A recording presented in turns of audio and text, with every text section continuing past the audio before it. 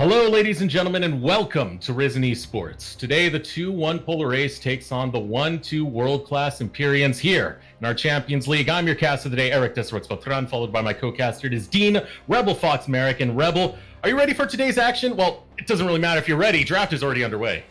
Absolutely. Getting right into this one between Empyreans and Polar Ace. We've seen the last few weeks at least, both these teams have kind of been on the rise, beating some of the teams around them in the standings, even some of the teams above them in these standings. Empyreans came back in UPL, my apologies, beat Mirage to take the number 1 seed out of their group. Really impressive stuff from the kind of revamped rosters from these two teams. Yeah, and of course, Polar Ace trying to stop the win-loss kind of streak that they've been going with. Of course, having a very close match with Wildcard in week number 2 that really could have gone either way. They could be a 3-0 team right now, and right now they're just looking to rack in those wins and make themselves playoffs ready. They are. We're already in the drafting phase to a very significant portion, very speedy drafts coming through here. Syndra, Jarvan, Aphelios from the Empyreans on the blue side, the Varus, the Graves, and the Kalista. Not shocking to see from the side of Polar Ace on the red side. Kalista has kind of stepped in for the substitute for Syndra. The Graves is kind of back and forth right now, but the Empyreans looking to get their hands on this Olaf. First overall would be a mean pick. Okay, they're just going for jungle first overall. We'll see what they opt for here. Kindred is what they're going to go for. City Witty wants his hands on the champion.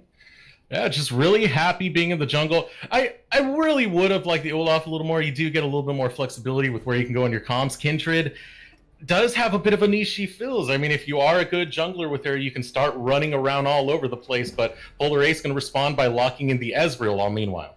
Would not be shocked to see the Yuumi come through here as well, because they have been running it pretty consistently out of the bottom lane here for Julian, as well as being the perfect pair for that. Not to mention, they have the Olaf on the board. Olaf, Yuumi, one of my favorite combinations. The Lee Sin, another one of those types. Kind of the soft counter to Kindred here. Not shocking to see also with Infectrix getting one of his preferred champions here.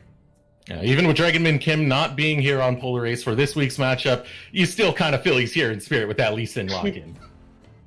Yeah, they lose a Lee Sin main and they go out and they find another one just to replace it. Maybe there's strategies there from the side of Polar Ace. They got something going on in the back of their mind at least. Looking to hover the Senna right now. Empyrean's going to lock it in already with the double ADC. A lot of squish, but a lot of damage to have on this composition. A little bit more relaxed feel from the Empyreans. The laning phase from Senna up again to pretty much anything you'd pair with the Ezreal is capable of getting that harassment out. Now the question is, what do they pair alongside it? So the Karma likely to be flexed out and about onto the map. I've seen it a little bit top, more so in the mid lane, and then occasionally at the support role. Could be a good kind of farming support in that bottom lane to pair with the Senna, but the flexibility, I think, is the goal here. Now, the question is, Polar Ace, do they pick something that can match the poke, protect the poke? Again, the Yuumi is still on the board if they do want it, or do you pick something aggressive to try to get on top of this Senna, on top of this Karma, and use that to burst out the bottom lane, especially with this aggressive Lee Sin pick? I mean, we do have another 10 seconds before Polar Ace do lock that in, and keep in mind, Empyreans have drafted very heavily towards damage. They're not going too much towards that tank route, so there's a lot of mischief you can do with this squad, and Polar Ace are going to look to bring in Yasuo, someone who specializes in chopping down any squishy target he could find, but that might set up a little bit of incentive to go for something like a Gragas, possibly. I mean, the jungle role's already taken, but you can flex into different. Now, I must be the bearer of bad news, unfortunately, because Polar Ace decided to lock in Yasuo instead of Fiddlesticks. So it will be the Fiddlesticks coming in here for Polar Ace. I've seen VCO pick that one up a little. I would argue maybe even more exciting a pick. We've seen it pop its head up in professional play. Bjergsen grabbing that one a couple of times. And I'm excited to see it start rearing its head in the amateur scene, being that kind of mid-lane tank play. A lot of engage, a lot of CC behind that champion, and a lot of space gain for the Ezreal and the Lee Sin come the later stages of the game. See, Rebel, this is me not utilizing my double monitors well enough to see the chat, to see that call for the Fiddlesticks. But yes, Fiddlesticks being locked in, and now the focus is towards the top lane. Set bound away, Ornn bound away. Neither side has really locked in the top laner. Still some strong champions on the board. Yeah, you've got the likes of the Wukong that are available. If you want something like the Aurelia, that's going to be available. I'm going to lose my mind here. Aatrox, GP, both really safe picks that do scale for the team fight rather well. I'm also curious. I've seen both these top laners kind of fiddle around with the idea of the Hecarim top lane when they made the original changes to teleport, getting movement speed on top of something like Nimbus Cloak, on top of like if you were to run Ghost in that top lane or Ignite in that top lane, there's so much move speed for Engage from a Hecarim just teleporting to lane that it is unreal. So I'd be interested to see someone bring that out, even though It's insanely niche here. You're going to see it last pick, if anything. Yeah, instead, the last bound is going to be Nautilus, so a lot of tanky boys bound away from both sides of these teams, and that focus still going to be towards the top side as the Yuumi gets locked in. Saving that counter pick will be Polar Ace. Surprising that they snuck it that far into the draft for the side of Polar Ace. Oh, now they're going to get the Fiddlestick because they want the Yasuo. Is that what's being played here? Or they're just messing around with that pick and ban phase. The Empyreans, I'm not sure exactly what fits with this, because I think there's still viability for the Karma to be flexed around the map anywhere they want it to, and they haven't seen top lane at the moment. It's a very safe bottom lane, so what do you pick alongside the Senna that can scale really well? That's a question that's going to have to be that is answered after we... Yeah, okay, good. 2 monitors. It's working well this time. So... the Fiddlesticks is Yasuo, the Yasuo is Fiddlesticks. Do not get confused as we are. Aatrox's being hovered right now, but Mordekaiser being switched to, and I do like going for that pick. You do need something a little bit more tanky. You can work well in the mid-game if you're going to run a composition like this, because you need that mid-game spike, you need the mid-game damage, and you need a frontliner on top of that. The Yasuo alongside the Senna has been something I've seen, especially into this Ezreal Yuumi lane. They're very projectile-based with their damage, so the wind wall does quite a bit. And you can sit there and scale very easily. And again, this Karma will likely be going towards the mid lane. There's still some flexibility between the two, but I would assume the Yasuo is going bot to play alongside the Senna. Now, the Aatrox might be the response to Mordekaiser. The laning phase, a little back and forth between them. I would kind of err towards the side of Mordekaiser. But in that later stage, especially with the Yuumi attached, that Aatrox is nigh unkillable. No, the Renekton for the laning strength, a little bit weaker later on. They're going to pull with me a little bit with this hovering here. They've been doing that a lot now. Just at the very last second, swap the champion, make us go on a tangent about this or that, and all for naught. The Renekton getting locked in once again, one of the original lane bullies. I always make that meme that his spike is at level 3 when he gets all his skills, but that's really how a Renekton do sometimes. He just wants to put out the damage. He wants to get that Fury bar up, stun you up, lock in that damage. But will it work against this team? Once the roaming comes in, there is a quite real possibility that Polar Ace can start finding their picks around the 20-minute mark, because they have a strong composition that plays towards the mid game. Yeah, and they've got, Yasuo and Mordekaiser are relatively low-range carries playing against Lee Sin, they're playing against Fiddlesticks, they're playing against Ezreal Yuumi, but look at the defense they've got behind them. Karma shields, Senna healing, you've got the Kindred ultimate, and a lot of damage from them coming out from a range as well, so there's a lot more kind of area you can buy yourself with a lot of this range support coming through for the likes of the Yasuo and the Mordekaiser coming to the mid game. The terrifying part is now, you're looking at Fiddlesticks. You get to play with range, you get to play with vision specifically on the side of Polar Ace. So Empyreans, they have to capitalize on this mid game team that you're talking about by taking vision in the river. Getting that capitalization on river means they don't have to worry about Fiddlesticks just jumping over walls, assassinating their composition in a one-man army. Yeah, it's always one of the most terrifying things. The happy birthday skin exists for a reason. That's not a birthday that is very happy whatsoever when it's Fiddlesticks jumping over that wall. But yeah, that is so much power you can bring on the map, so much presence you can bring on the map, but it's so derivative of having that vision and having that power. So let's see, as we do go through more of this champion select, waiting for our teams to clear this up, where do you see the more favorable side of the map being for Empyreans? For the side of Empyreans, your bottom lane is very strong, and you're sitting against an Ezreal and a Yuumi. Relatively low wave clear, not much ability in the early game to kind of aggress and play into the opposition. Even with a Lee Sin coming down, Ezreal Yuumi doesn't have the best damage output with a little bit of CC, and all you've really got is the Lee Sin kick for trying that play to happen. You gotta wait till the level 6 with Yuumi. On the opposite side, though, Senna's gonna keep the health high, harass really easily in the bottom lane. Yasuo can easily push pretty much anything you want on the bottom side of the map, and Kindred into the likes of the Lee Sin is still capable of fighting. So in my mind, 3v3 on the bottom side of the map for Empyreans is going to be stronger, and then the 1v1, it'll get strength later, but I don't think it's going to take the Renekton early. You're going to play towards bottom side, use the Karma to wave clear against the Fiddlesticks early, and then just roam down to the bottom side, get that drag control going. Yeah, and actually just noticing that's a Karma in the mid lane. Or is this order right? Sorter's right. Yeah. Okay. So yeah, Karma in the mid lane. They're going to Yasuo Senna in the bot lane. Okay, this makes a lot more sense.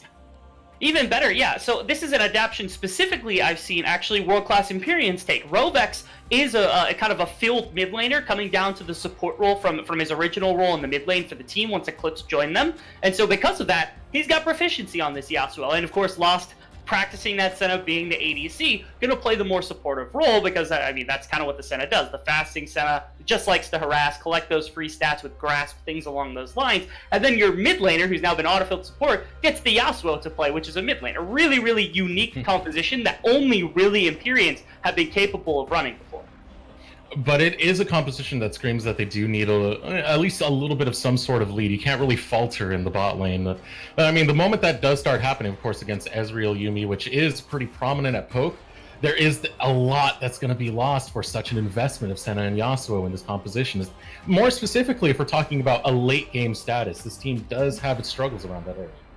Yeah, I mean, with the Lee Sin, and especially the Fiddlesticks, if you lose vision or if you're able to be flanked by one of these members, getting into the likes of the Kindred, even with the ultimate, is not really going to help you. The Karma Shield is going to keep you alive through one rotation, but not through much more. And especially, again, if UCOC attacks from that lack of vision coming from your team, lots of fears everywhere. You're going to be able to get quite a bit of damage down, especially, as you said, with that Ezreal and the Yuumi having so much defense, having so much damage in the later stages. And Lee Sin, Renekton, even Fiddlesticks when full tank really does take quite a bit of damage to bring down. And the Senna, the Yasuo, and the Kindred going to have to put out a lot of damage to make that work. Yeah, so champion select's done. We're going to throw it over to short break. When we return, we'll get into game number 1 for the Esports Champions League, world-class Empyrean versus Polar Ace. Take a moment right here, feeling like it's out gear. Driving towards the sun with a rose and a gun. Feel the wind in my hair, going nowhere I swear. Like an outlaw on the run, dangerous but it's so fun. Running, running, no. Hold on, don't let go.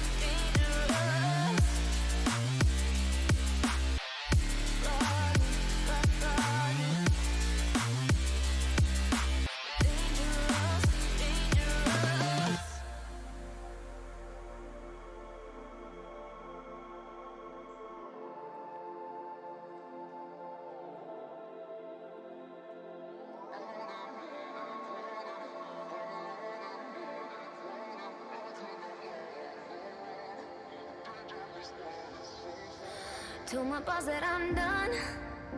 Had no luck with my mom. Say, what will you do with your life? You know it's hard to survive. A cigar in my mouth. Maybe guilty but proud. Now I'm an outlaw on the run. Dangerous but it's so fun. Running, running, no. Hold on, don't let go. Running, running, no. Keep running.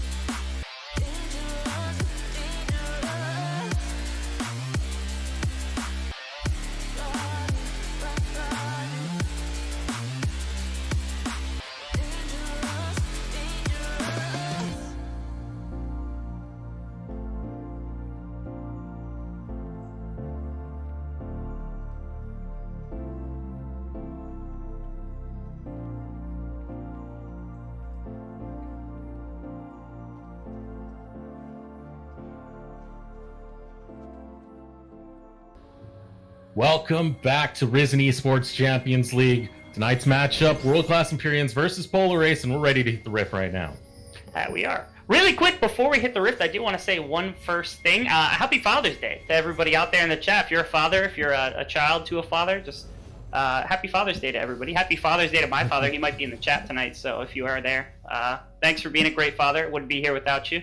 And that gets expanded to all the fathers in the chat, or all the children in the chat, fathers cordially as well. Too cute, Merrick. Too cute. Merrick, Rebel. Dean Merrick, Rebel Fox. You get the point. Happy Father's Day to all the fathers out there. But meanwhile, on the rift, 5-man for both squads. Being in the red side jungle, no one's really going to bump into each other here, but suddenly the rotation's headed down bot a little bit. Yeah, interesting. So it's just a kind of an initial engage here from blue side. The Empyreans looking for some risky business here in the jungle, but there's more of a defensive posturing towards the top side, maybe trying to help out top diff, make sure he doesn't get pressured off of this top side, let him be a little bit more aggressive into Speedo early on in the laning phase, where might have the advantage for himself. A little close here, Eclipse, along with Speedo and City. Gonna possibly set up an invade. They will be spotted out by a ward, so Infectrix, top diff, gonna look to concede this. Mid lane staying is Busio C, who's just gonna clear the wave, but the invade so far gonna be successful, able to get a lot of early damage in, and the blast line over the wall for top diff. He's getting cornered now with the pincer movement coming in, but only being level 1, Eclipse will not have that tether, only being able to throw out those Qs, get a lot of damage in, get the ignite in, and find the first blood! Goodness gracious, off to the races for Empyrean. That is an unfortunate start to this game. Oh, Busiosi looking for something into Eclipse here, but not gonna find much. Again, the whole point of that top side kind of 5-man stack was to keep the top defense to be there. Now sitting in mid lane. Oh, and here comes the flash as well. City looking to finish the job, and that's exactly what it'll do. 2 kills early for Empyrean. Yeah, Polar Ace might have to start calling City Witty and Eclipse Daddy after this one to control the mid jungle at this moment. This has been dominating. We're not even 3 minutes in, already 2 kills for themselves, burning TPs and flashes from both solo laners here. It's not going to be a good look here for the Polar Ace top side of the map. Definitely a great start for Empyrean, and hopefully they should be able to keep it up. I mean, that's a kill and an assist on City Witty onto a Kindred. That's a pretty terrifying fact in itself. Is the UCOC showing off the strength of the healing here on the likes of this Fiddlesticks right there, just tanking through all the damage and keeping Eclipse off the wave really well. Only 1 CS so far for the Karma compared to the 10 of UCOC. Pretty nice place to be. At least a little bit of reprieve there for the Fiddlesticks in the mid lane. That being said, we'll still be behind gold though. That kill and assist works all too well, but this wave pushing that's coming out of Busio gonna force him underneath that tower. I think this is a pretty rough situation for a Karma to be able to farm. And then you look at this bottom lane also. I mean, Rovex can just follow up on any sort of engage. It's the Glacial Augment here for the Senna. So recently I've been seeing more of a rotation towards the Grasp of the Undying Senna, who is able to stack that health, get the damage from that harassment, and then also goes into Frozen Mouth for the same effect that a Glacial would have. But we're not seeing that in this one. Lost in the moment, instead just looking to set up Rovex instead on this Yasuo with plays that could potentially come out. We've seen that a couple times, him dashing in on that slowed target. Yeah, and still able to get those knockups all meanwhile onto spawn. But in the mid lane, Eclipse constantly trying to set up for the gank onto Busio with the help of City Witty. And with the flash and teleport being down, it'd be excellent if they're able to take advantage of that, because Busio he's only going to be looking to shove the wave for this entire early game.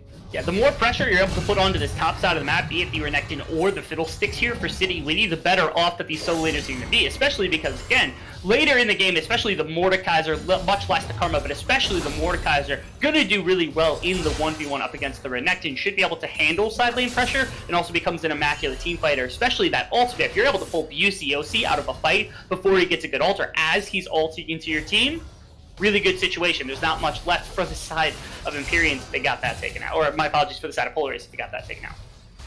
There's still a lot of harassment going on in this bottom lane, trying to really dial it in on spawn and shove this wave all the way towards the tower. And starting to show, as you can see, that CS difference already going on. And ML already collecting 35 up. Still more damage going through as they look to get another stare onto spawn, and it's just a hard life to be able to farm underneath this tower. Yeah, it's difficult at the moment. You do still have the exhaust from Julian here, and the big thing is Lee Sin's on the bottom side of the map. I would like to see a reset and a TP come through if they're going to make the play happen, because right now they're at very, very low health. It would be really high variance to try to take this play at the moment, but a TP into lane might be enough bait to force out the play from Lost and from Robex here. Instead, they're going for the tower time. Yeah, but look who is ready. Infectrix looking to grab the kill onto MML. That is a hard name to say out loud, but the kill still picked up. Lost in the moment, forced to just walk away. But excellent timing from Infectrix to pick up that kill. Yeah, again, his presence on the bottom side of the map there just really, really solid to make sure his bottom lane doesn't feel completely pressured off. Nice roots. Beautiful route to go in. The chain is there. The damage going through. Boost underneath the tower. It's not going to be able to save him as City Witty will grab the kill. Nice tick down. The red buff combined with that red smite from City Witty is going to be enough after all of that damage comes through. And again, it's not the most fantastic laning phase for the Karma thus far, but certainly City Witty making it feel a lot easier to play as the Karma. All you have to do, throw that shield up, throw some Qs out for the slows, get that root down onto the Fiddlesticks, and before that tankiness comes out from him, you're pretty much relying on the healing. Wasn't there in that time. And this is a good call coming out from Empyrean. They know they got the kill on Boosty OC. The recalls already came out from Spawn from earlier off of that tower dive, so they have complete priority over this Drake, able to grab the first Infernal Drake of the game. And this is part of the reason why I didn't want to see Spawn and Julian take the fight underneath their tower or anywhere else without teleporting back in. If they get a back off before the wave crashes, then teleport back in. You bait out a fight, you let Lee Sin walk forward. Either you get the play or you get the dragon. Either way works. Now they lose the dragon instead from that mid lane play. And here we go inside the Shadow Realm, top diff, trying to outplay this as best he can, able to avoid a lot of that damage and still get the 1v1 kill. Shadow Realm be damned. Oh my goodness, you talk about that early game, the OG early game crocodile here. That's what you're talking about, because Double Doran's played all it needs to overcome the ultimate from the Mordekaiser. It had that extra little bit of health that he got from his ultimate. For the most part, it was just holding the combo long enough to make sure he could wait out the flat stats that the Mordekaiser had gained from that deck round. Really well played there from the side of top diff. Yeah, and that sidestep so beautiful as well. That one sidestep definitely saving his life. And he's going to be able to cash in on that. Has the Vampiric Scepter as well, the Longsword, Double Dorans. Looking for that early damage to continue that pressure on Speedo. The Seeker's Arm Guard does come out from the Mordekaiser though, which is a great way to mitigate some of the early game damage. Really good stacking item as well, can get you up to a fair amount of armor capable of withstanding what the Renekton is going to bring, as well as having the cloth armor, so likely the Ninja Tab line. Now, the invade from City Witty here in Eclipse to get this blue buff and this Gromp away, really big. City Witty just running anywhere he wants on the map because he completely controls this mid-jungle matchup. Yeah, all meanwhile, Eclipse still able to keep up quite well in CS despite what was happening earlier, but now here comes the gank into the mid lane. Boosty OC going to use the Crow Storm to build some distance to try and survive this one, but good luck getting away from this. Eclipse still on the chase, trying to use the plan. Infectrix going to be able to show up to try and provide some backup, but Speedo over the wall ensures that death is inevitable for Boosty OC. Tell me that healing wasn't ridiculous at the last second though, but of course, with the movement from Rovex and now Lost up towards the top side of the map, this would have been there anyway. It's the 8-minute mark. You're looking for this Rift Herald, so this bottom lane already was looking for the roam, and once the kill potential came through onto this Fiddlesticks that had ulted away, you knew the rotation was going to come out a lot faster. Spawn and Julian not going to be able to punish the bottom lane tower fast enough, so it's not only the kill onto Buciosi for the third time this game, it's also going to be that Rift Herald going the way of Empyreans, playing super well in this early game. So what do we need to see more out of Polar Ace? Actually, hold that thought, because the invade comes in. Vectrix trying to grab whatever he can to just collect some gold. Please, sir, a spot of minion, but forced to run out of his jungle once again because City Witty is looking to cash in on those marks. But look at this top lane, top diff versus Speedo. Electric Boogaloo, we're ready for round 2. City able to show up on the top side to make sure that this is not going to be the same battle as last time, but force the flash of the wall. Top diff trying to make his escape, going to use the teleport. The damage coming in time, the answer is going to be no, because City takes the wrong turn.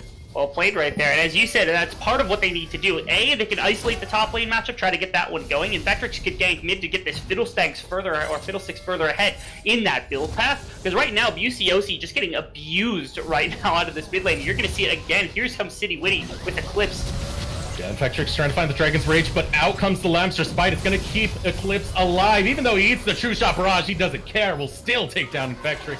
Now on the run will be Buciosi, but Here we go. It's only a matter of time. A couple more autos. Busiosi's luck might be running out, or is it? City Witty able to get closer, finds the autos, gets the kill. All too easy here for City Witty to just continue running people down with these Qs, with this mobility that the Kindred's got. Also, really unfortunate situation for Infectrix. It looked like the kick was going to be able to get Eclipse outside of that Kindred ultimate, but unfortunately angled that one, so kicks him into the wall. It was so close, but wasn't quite there, so loses another kill. And now again, this mid-jungle priority in the jungle and in the mid lane over top of this Fiddlesticks has been ridiculous from Empyreans. They just continue playing to it. And what are the side lanes gaining from this? Right now, again, the Ninja Tab by Seeker's Arm Guard for the Mordekaiser means Renekton's going to have a lot harder time in the 1v1, and your bottom lane is a scaling bottom lane. So that is a Yasuo and a Senna that are going to be free to have this mid-game that you said was so powerful. That's going to be powerful, especially with the likes of the Kindred and the Karma being so strong now. Oh yeah, 303 on this Kindred. City's been having a field day, 4k gold in total so far. Has been able to complete that jungle item, gets a skirmish saber with the Blood Razor on top of it. So that damage, that on hit is going to be adding up. It's definitely going to be hard to be able to take down City Witty. Yeah, the old-time Kindred build, when it had Rageblade and Bloodthirster, or Blood Razor, my apologies, was always more favorable to me. I don't know what it is. I just can't get Warrior on Kindred anymore. It just doesn't feel right to not have the attack speed. It doesn't. It doesn't. The damage just doesn't feel the same. So having the Blood Razor really, really good. Also, having the ability to shred through some of the tanks, the frontliners, like the Renekton, like the Lee Sin, if he goes a little more tanky, and especially this Fiddlesticks, going to be really important because there's not many other players who can do that. Really, it will be Rovex late game that you're looking for that damage, but now you've got two with the consistent DPS from a marksman type player. And look at this pressure going on in the bot lane. Shelly being summoned to make sure that first brick is going to go into the pocket of Imperial. It's exactly what they'll grab as they grab the Mountain Drake. All meanwhile, first brick, you can see that 330 gold, NML, lost in a moment. They're doing pretty damn well in this bot lane. They're grasping for air right now to me on the side of Polaris. They're trying to find somewhere that they're capable of attacking because Fiddlesticks has no room to breathe. Even Speedo versus top diff isn't really that top diff heavy right now when it comes to the play. Now the ultimate also going to lock the Renekton in as his team rotates up. Oh, City Witty too. Beautiful sidestep from City Witty results in a kill, and the timeout on the Death Realm. It's going to mean the end for Top Diff and not Speedo this time. The outplay going over to Empyrean, who are able to pick up 2 kills for absolutely nothing. That is really terrible for Polaris. Now they have almost nothing to play around whatsoever. Originally, the Renekton, the Fiddlesticks could have been something you could take some priority in the mid lane with, especially with the likes of the Lee Sin, who's got some early strength. Once the kick comes through, you have a lot of burst damage to work with. Now Speedo, going to be able to take the 1v1 in the side lane. You got your, you've got Busiosi, who's way behind on this tank Fiddlesticks, especially behind the likes of the Karma, and City Witty is just throttling this game as the consistent DPS source on this Marksman Kindred. It's not looking like a good early game here. The mid game is pretty much going to be ran by Empyreans. It's about capitalizing on mistakes here from the side of Polaris already. You see that pressure in mid lane once again. Busiosi forced to teleport into the mid lane. All meanwhile, Speedo chipping away at that tower. The gold was even, and because of those plates, I mean between Top Diff and Speedo, that is, because of those plates, now 600 gold in favor. Now City versus the Yuumi. Forced to use the chapter to be able to get away. Will hop onto spawn all meanwhile, but City able to burn the ultimate out of 2 hero. Yeah, and now you still have the Kindred and the Mordekaiser sitting top lane trying to get that one to work, and the only real rock you've got is Busiosi being able to sit under that tower, press W, and heal through any damage that's put onto any of these players. Blue red buff invade going to be supported here by Eclipse, so this should be really easy for them to take despite having so many red members around. This is a rough place for Polaris to be. Infectrix will have a testament to that as he does get snared up in his own jungle spawn. Looking to walk away from this one as City Witty puts the autos in. Arcane Shift over the wall. Busiosi looking to just stalk his way through, but gets caught out by a snare and an auto on top of that. So rough jungle for Polaris. They just can't get control of their own side. Not all. They got to push the wards forward. They got to know where the invade's going to come through. And I think Busiosi, being full tank is really nice, but you need a little bit of AP behind this Fiddlesticks to make that W hit a little harder on the minions, not to mention it ramps your heal a little bit towards those last couple takes. I think that's really important here because, again, Busiosi eventually is going to lose the wave clearing war up against the likes of the Karma, especially when supplemented. And you're seeing that right here. Eclipse right there was able to push that in, avoid a gank from Infectrix. And then, I mean, what are you going to do later in the game? You've got to get spawn damage as well, otherwise you're not going to have any for late. Ooh, able to flash away, lost in a moment. Will be able to escape. Now back of us here. City Witty able to get the slow in.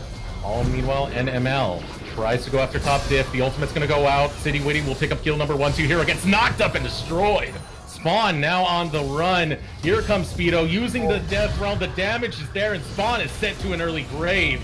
Empyrean on this top side claim 3 for nothing, and they're looking at that tower. Polar Ace are absolutely running this game right now. Empyreans don't even feel like they're playing at the moment. They're just getting throttled by everything being thrown at them by the side of Empyreans. Polar Ace, there's no response. Again, they're very passive bottom lane, combined with the early dominance of Eclipse and City Witty out of the mid lane means they've got no pressure. The 1 kill came through from top diff. That was really nice. Another pickoff came through from the Lee Sin on the bottom side of the map as well. But outside of that, they've been completely fruitless. And Patrick, Patrick's just barely able to escape that one. A little bit scary right there, but it is a testament to how strong Empyrean are. I mean, just looking at the goal, look at the goal difference in the mid lane. The mid lane alone is 2.7k separating these mid laners. That is absolutely absurd. You've got another 1,800, 2,000 gold here separating City Witty and his opposition, and Fetrix here, despite being down 2 entire camps, and then even in the top lane, you're sitting on an 800 advantage here. Despite being down 20 farm is the Mordekaiser, it just doesn't matter. They've got pressure everywhere on the map. The Infinity Edge is going to be finished for Yasuo here in a minute. There aren't any real knockups to actually support that, which is rather unfortunate for Rovex, but this is still a strong carry, and when you throw the Kindred into the mix as well as the Executioners now being done, there's no mid-game team fight here from Polar Ace. There just is not going to be one. They need to find something quick because that window is almost completely, entirely shut. It's only a matter of time before the Lee Sin starts to fall off, and City Witty is going to be caught inside of the Lamster Spike, kicked out of the Lamster Spike. A beautiful Sonic Wave to follow through. Finds the first kill. NML looking to find the knock, will not be able to get it. The sidesteps are beautiful from Polar Ace as they continue their chase. The root comes out, but here comes Speedo. He's going to claim his first kill. It's going to be on to Boost COC. Sonic Wave, Resonant Strike goes out, lost in a moment, trying to find his walk away out. The top diff jumps in, only to meet his graves at the hands of Eclipse, and Fectrix will fall as well. And 2 Hero, no place to go but to follow his teammate straight to that same grave. NML just playing with his food right there. A double kill goes through, and Empyrean just barely able to turn around the last ends of that fight. That's the best of the team fight that you're going to get here from the side of Polar Ace anytime soon whatsoever. You get a good ultimate and a great kick from Infectrix to get an immediate pickoff onto City Witty, who's the strongest member on the side of Empyreans, and it just doesn't matter. Rovex takes a little bit more of that kind of momentum in the fight. Eclipse picks up a little bit. Speedo looks so strong on the Mordekaiser already, and even Lost, they took so long to kill Lost! Are you kidding me? Come on! Oh, he gets the steal. Spawn with a great true shot barrage, but it's going to come at the cost of his life because NML will make him pay. Rovex not having any of the arcade or any of that the dragon stealing nonsense here. It was a good steal from Spawn. Beautiful. Yeah, a big mystic shot, a big play that denies soul point here from the side of Empyreans, but is it worth just ruining the rest of the map for us? Jeez. Farewell, Infectrix. Farewell. He's faring poorly, actually, as we can see right there. I mean, 3-4-0. It's an okay scoreline, but it's not the scoreline you need when you're a Lee Sin, especially 18 minutes into this. Not whatsoever. Best case scenario, if you're the Lee Sin, you can equalize to this point and then try to make these kicks happen, especially when the Kindred ultimate comes up, would be a viable way of playing, but that doesn't even matter. He's in the base fighting Spawn right now. City just does not care. Getting that damage on the Spawn. Shelly will fall. Flip's taking a turret shot there. Trying to defend this tower will be Polar Ace, but it's long gone. It's been destroyed and dismantled, and it's looking to go the way of this inhibitor as well, but able to back up in time. Polar Ace pushing Empyrean back as Empyrean rotate towards that bot end to continue the siege. Empyrean's looking at a 10,000 gold treat right now by the 20-minute mark, which has to be one of, if not the largest we've seen at 20 minutes for most teams. And so it's just surprising. I've seen such a fast turnaround for the Empyrean squad. Earlier on in the season, they were not looking like the cleanest. They weren't looking fantastic. They had sloppiness to their game. And then out of nowhere, once Eclipse joins the squad, they look like a different team altogether. This is a different beast, winning teams, especially in this dominating fashion. I don't want to get ahead of ourselves. Obviously, the game's not over yet. But a 10,000 gold lead by 20 minutes for the side against an opponent like Polar Ace, it just shows how much growth has come through from Empyreans in just the last couple weeks. Yeah, they're looking absolutely spectacular. The early game against the comp that does fairly well in the early game. I mean, the moment you have Lee Sin and even Renekton and even the pushing power of Boost OC, you got the dream bot lane of having Ezreal Yumi, one of the most annoying bot lanes to have to deal with, and everything is still falling apart, and it all comes off that early game that Empyrean were able to pull off with City Witty and Eclipse. It was.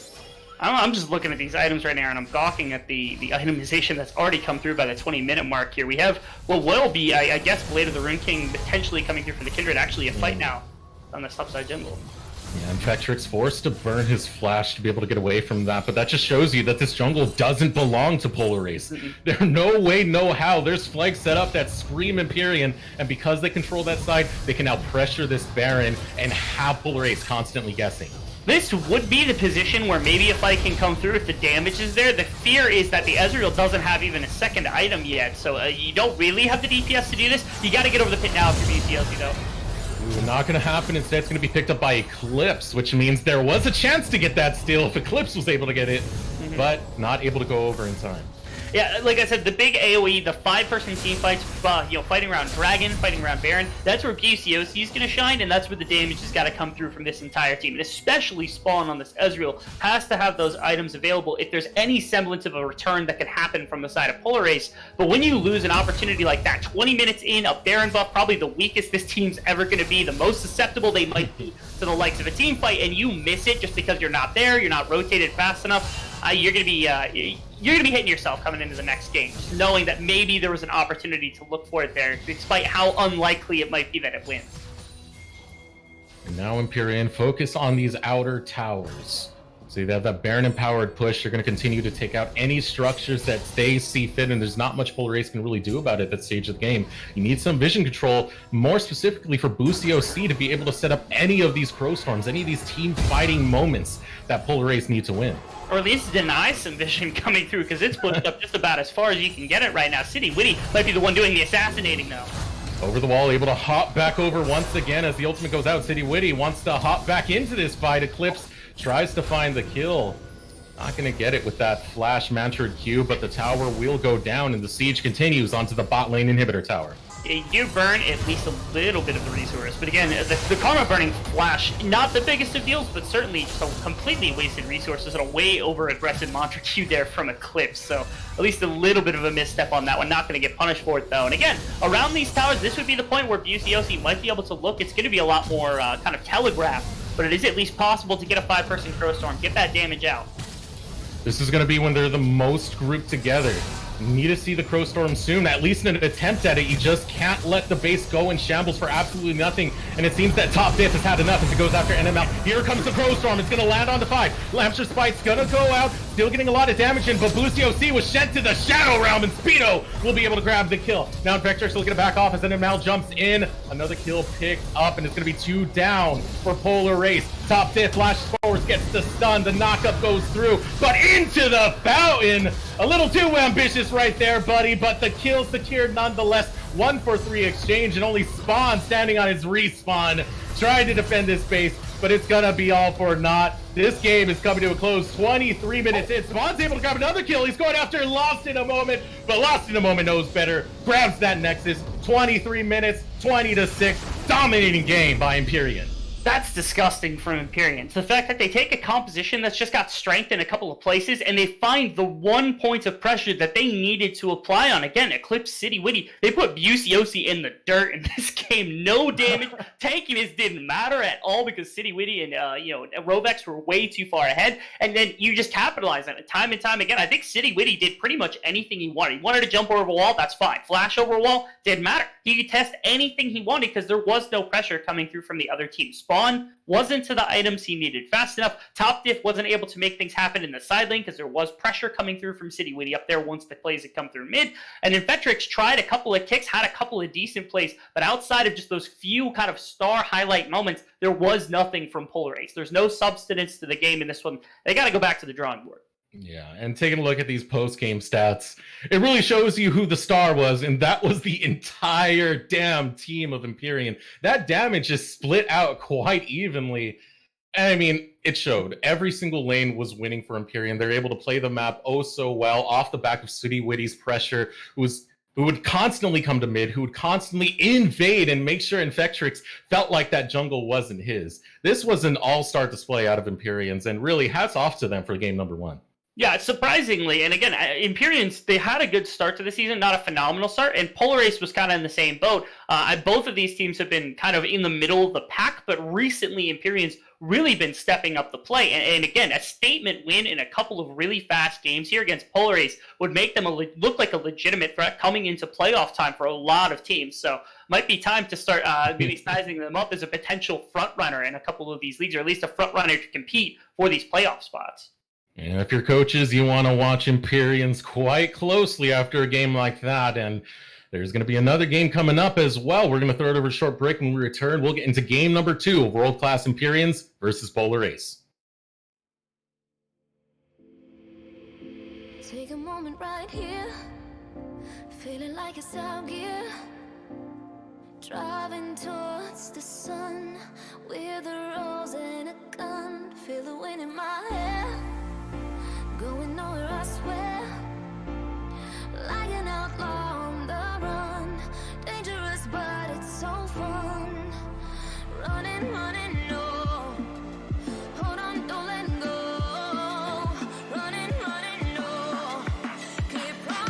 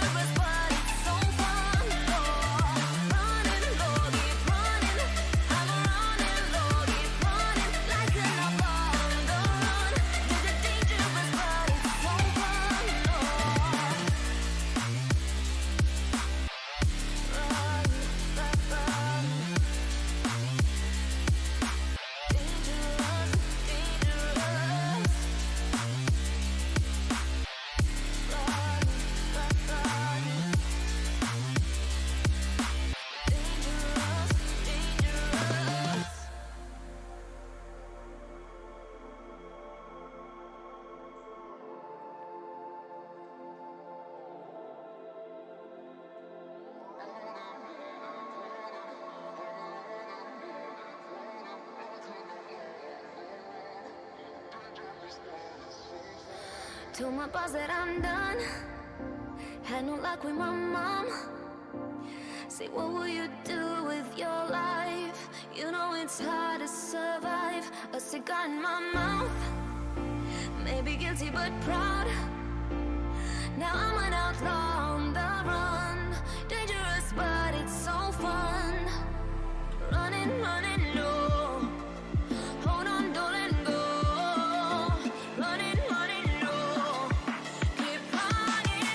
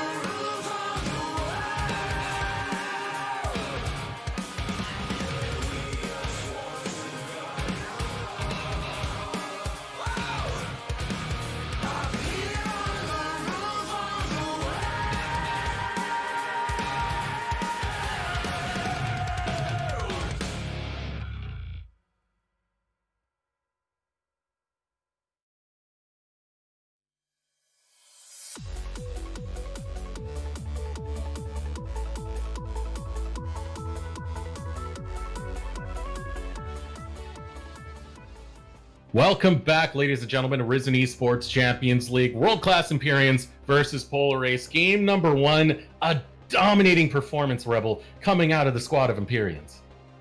Yeah, Empyreans, again, their recent resurgence has kind of put them among what I would consider some of the top-tier play that we've seen, at least in the last few weeks, and certainly picking on Polar Ace in this last game was even more indicative of what we've seen from them very recently. And now I'm curious whether Polar Ace, is there something they can do to the composition? Again, the Ezreal very early on into this one for low wave clear is a little bit questionable. Leaving it over isn't that big of a deal. I think there's still responses to it, so maybe Polar Ace thinks, take a little more wave clear, take something with a little more agency, maybe pick something that goes well with the Lee Sin early, and try to get some more pressure, because that middle jungle synergy that happened from the Empyreans was dominating game number 1. It was some of the most disgusting stuff I've ever seen. I mean, the Kindred comboed with the Karma. Normally, the Fiddlesticks would just beat the Karma off of wave pushing alone, but knowing better than that, City Witty just constantly camping that to be able to assure his first few kills came in both off the invade and the mid lane attack. That is the type of tempo City Witty can put down, and that is what led to their victory very early on in that game. And it's curious to me if they're going to be able to stop City Witty from getting on a champ like that, stop the game style that we saw, that early game oriented macro from Empyreans. Well, they're going to try their damnedest. We're already starting into the draft in Polar Ace. They're taking away the Graves and the Kindred on blue side here, which is a little bit, concerning given the fact that, again, Graves has been a very good blind pick jungler for the most part. The Varus, the Syndra, and the Trundle banned out from Empyreans because, again, now you don't have to worry about Graves. My curiosity now, though, is Kalista. Does Polar Ace take Kalista number 1, or does it get passed over to the Empyreans, which might have been the intention all along? So we're going to see right now, the Olaf is the first thing that's going to be locked in. There's a lot of comps you can really run around that. You do get some pretty good neutral objective control, but Empyreans, they see that Kalista and they know they want it on their roster. 15 seconds left to lock it in, but this does seem the way to go. Yeah, Kalista very strong, especially with Varus off the board. Kind of the next few ADCs would be Kalista, Ezreal, and then Aphelios is right in that kind of mindset as well after everything is gone. And Kalista pairs really well, in my mind, with set support, which is really good, and also set in top lane, or set jungle, set mid, whatever you want to run. In this case, usually it's top lane. But a set right here would not only be potentially a flex to bottom and top, but I think it pairs well with Kalista no matter what happens. It's a lot of engage, good CC to free up Kalista to throw those autos out, rotate around fights really well, and a lot of zone control that you get from just a champion that's already dominant in the laning phase. The Thresh is going to be locked in here instead. I would like to see set instead because it does take away. Instead, it's the Jarvan rotating at that last second. Yeah, just flexion straight to the J4, We saw the trend last game, Rebel. Why are we surprised right now? I don't know, honestly. The Jarvan is just like a draft. I consider a draft a team fight composition champion. Basically, you take it, now you got a team fight. Kalista throws somebody in, Jarvan throws somebody in, or throws himself in as well, and there's not much. And now Ezreal Yuumi comes back for Polar Ace. A lot better of a game already to look at that for. You can shut down the laning phase of Kalista, being aggressive early, as well as getting away from the Jarvan and the engage from Kalista's ultimate as well. This seems much more fitting than what we saw last time, where it was more blind than we had originally intended. And that set you were talking about, it now being hovered. It definitely go pretty well with this Kalista. A couple seconds left on the clock to be able to grab this, but it is a very scrappy fight coming out of Empyreans thus far in this draft. Yeah, in that bottom lane, if set gets thrown down there, one good flash and Facebreaker pulls Yuumi out from being able to kind of save herself by reattaching to Ezreal, and that's just an immediate dead cat. And again, Ezreal, one burnt kind of over-aggressive arcane shift, immediately gets punished by the melee set. Unfortunately, does get harassed out, but that high health regeneration, the Facebreaker coming through, all of these things make set a pretty easy laning phase here, and pairs really well with the Kalista early on, so I wouldn't be shocked if they get there. But again, still a really good top laner as well. They haven't revealed their information in bottom or top lane yet, and I love their ability to do so with this pick. Yeah, banning away for the mid lane mostly. The Diana, Cassiopeia, Karma, all taken off the map. You still have powerful picks like the Syndra left on board as Talon gets banned away. Yeah, the Syndra slipping this far is actually mildly concerning. Or my apologies, Syndra was banned second overall as well. So a lot of these. Oh, I didn't even see it. Yeah, that's all right. I missed it too completely. Eclipse has been known for the side of Empyreans here to just body people on some of the roaming champions. So Talon, Diana, and a couple of others as well, just roaming around, picking on junglers. We saw that last game on the Karma pick, which isn't known for it, but certainly the strength is still there. The Ornn, looking like the pick here, could still be flex mid lane, maybe support, but I'm going to guess it's set support with Ornn top lane here. Ooh, and that puts up a very, very spicy team fight. A lot of protection for this Callista as well to let her get in all those spears and be able to rend that massive damage. So already team fight oriented coming out of Empyreans as Polar Ace. They look to head towards that mid game focus as they lock in the Aatrox as well.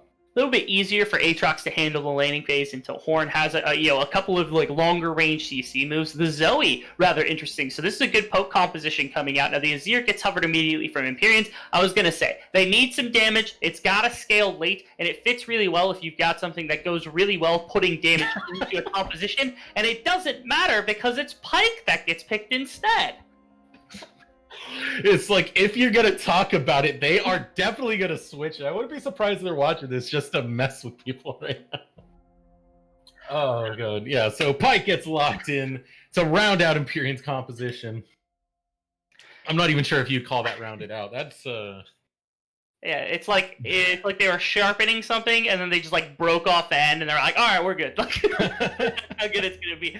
Because like you look at Polar Ace's composition, you got Aatrox and Olaf, both go well with Yuumi. Both lots of sustain, get pretty bulky, have good damage for the backline, a lot of good zoning tools, even if they're engaged into by Jarvan, have ways to respond to that. And then of course Zoe and Ezreal, good supporting damage, really, really like kind of poke oriented composition when it comes to their consistent DPS, but have enough burst to make picks happen and also team fight really well with their champions the way that they've set them up. And Empyreans, first 4 picks, I'm loving what they've got, because if you get to the backline with Set, if you throw them in with Callista, if you've got Ornn ultimate in place, if you've got Jarvan Cataclysm thrown in, this whole composition just goes to pieces if you don't have the Ezreal and the Zoe throwing in that consistent damage from the backline, and now we've got Pyke. Like the problem is if you play front to back now, there's no way you're winning that 5-on-5. There's no way you're winning the multi-person fight if it's the Pyke. So the intention here is Empyreans is just, they're forcing down on this objective of we need to get to and kill Ezreal and Zoe immediately. If we do that, we win. And again, Olaf sustains much better when he's low health. Pyke kind of prevents that with the execution ultimate. Maybe that's the intention here. But there is no mixed damage profile. A little bit of armor on Polar Ace goes a long way. Oh yeah, most definitely when you have a comp that's this AD heavy. But, I mean, the good side of this is you do have a lot of protection for this Callista, as was being stated earlier. The Pyke can do that as well, being able to use his Q to maybe pull off anyone that's going for the attack, as well as using it aggressively. The Ornn with the Call of the Forge God, of course the Cataclysm. Everything works so well in making sure that Callista can maximize damage. But always keep in mind, Callista is a short-range champion, so you do have some complications trying to take care of her. The Ezreal and Zoe can poke her out if she gets too close. Very easily. And I'm also looking to the earlier stages of the game, because in the last one, we saw Eclipse be able to support the constant invading from City Witty. In this one, if City Witty gets too aggressive in an individual one-on-one mindset, the Olaf will likely win that 1v1 in pretty much every circumstance, unless the Jarvan just catches him way off guard. But the problem is Eclipse is not likely to get out of lane as often. Yes, he roams much better with the Pyke because of the W. The Q is a good amount of CC coming through. The Execute is a huge tool to pair with a lot of early game damage from Jarvan. But Zoe has much better wave clear pretty much throughout the game. Even once Tiamat's completed, it's not going to be easy for Eclipse to break the wave control that Buciosi, especially somebody like Buciosi, should have on this game. I'm going to be honest with you, Rebel. Every time I see a Zoe, I die a little bit inside. I just know terrible things are going to happen. I'm hoping Buciosi doesn't pop off, not off of caster bias, but because Zoe just infuriates me, man. You know who else dies a little bit on the inside every time they see a Zoe? The entire enemy team. Yeah. Inside and out. Inside and out, yeah, literally and figuratively, unfortunately. And I'm also a little bit terrified for this composition from the side of Empyreans, because again, if Zoe lands a bubble on Callista, and Callista doesn't have cleanse or QSS or something like that, and she just gets burst out by a paddle star, what's left? Like, what are you going to rely on Pyke's consistent DPS to win a game? Like, I think Olaf with a Yuumi just 4v1s legitimately in that team fight if this Callista is not there to get that execution off alongside something like the Pyke. Like, that is such a terrifying thing to do, to rely so heavily on Lost in the Moment and Eclipse to put out this burst damage and to kill the members on the side of Polar Ace. I mean, you never know what they have up their sleeve. This might be the most genius thing in the world. I was personally digging the Azir, but it is what it is now. Pyke is on the Rift, and we're going to have to see how that plays out for Empyreans. This is match point now. If Empyreans take this, they take the series, they get their revenge against Polar Ace. Is that going to be the case? We'll find out once we take a quick break and return to the Rift here in Risen Esports Champions League. World-class Empyreans versus Polar Ace. Take a moment right here, feeling like it's out gear. Driving towards the sun with a rose and a gun. Feel the wind in my hair, going nowhere I swear. Like an outlaw on the run, dangerous but it's so fun. Running, running, no. Hold on, don't let go. Running, running, no. Keep running.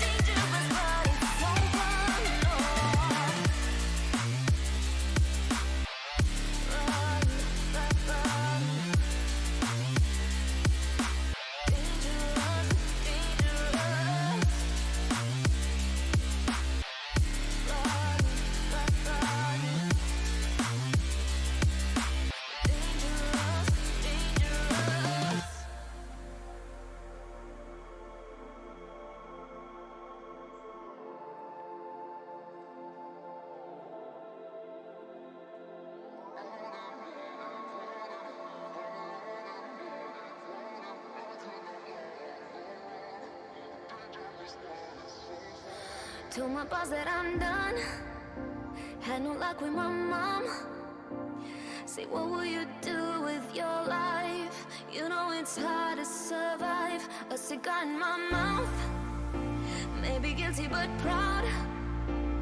Now I'm an outlaw on the run.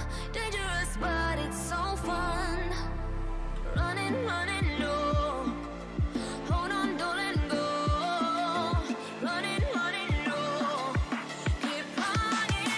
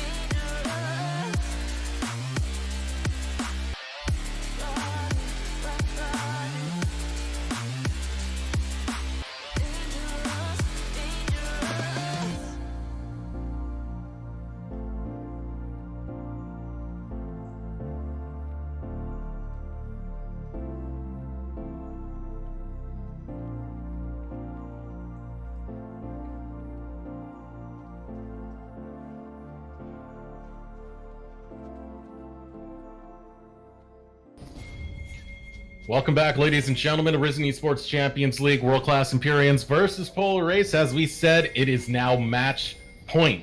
World-Class Empyreans looking to ride this one out towards their vengeance, towards a victory against a team that beat them earlier in the season, but with a twist. Pyke. Yeah, that Pyke pick is something special in the mid. I think the champion in a vacuum for Eclipse is amazing. It is exactly what Eclipse is looking for. In this composition, it will be a little bit harder to execute with, I think. They're going for the early invade, which I like. I think the earlier the pressure you're able to apply across the map with the Jarvan, with the Pyke, with that kind of jungle mid priority that you had from last game, the better that this game will be, or at least the easier this game will be to play out here on the side of Empyreans. Now, Ward was placed down, so they are spotting out these recalls. Giving a lot of information right here. Boosie OC gonna walk in and get a couple more autos with Julian. The damage is starting to come in now. This is not looking too good for Empyreans. Forced to burn the flash early in ML. Yeah, the phase rush is there from Rovex, so he's able to at least have that alongside Nimbus Cloak, and it doesn't need to proc anything because he doesn't have the spells for it, but certainly, again, the Nimbus Cloak looking for the move speed necessary here for Rovex to run out of that one, because I think even after the flash, he would have been under some fire potentially, so. But it is going to be a late entrance to the laning phase here from Spawn and Julian, thankfully, for that kind of trade of damage that was applied, but Speedo might be in some rough hazards here with Top Diff looking for some spiciness. It's kind of sad. He doesn't know. Just kind of bullying him out a little bit as Infectrix will grab his blue from that blue star, red side start coming out of City Witty. All meanwhile, as you were saying, coming late to the lane will be Spawn, and it'll be interesting to see if there's going to be any like level 2 shenanigans that might come of this. NML is able to show up as well. The auto's starting to come in, and already Lost in the Moment's looking to get in that aggression, but thanks to that Hex Flash, NML still gonna be resourceful as the autos come in. Exhaust burnt both ways, forced to burn the flash. Spawn getting under his tower. Yeah, all summoners burn there from the combination of the Ezreal and Yuumi. First thing in the game to a flashless set. It's not ideal. Here we see mid lane Eclipse getting that Hail of Blaze proc, and City Witty already looking for the dive. Steps the dive right here. Auto goes in. Flag and Drag looking to crash 2. Hero first blood will go out. Lost in a moment. Will grab it. One more auto. 2. Hero grabs the kill. Teleport denied by Speedo. 2-0 Empyrean.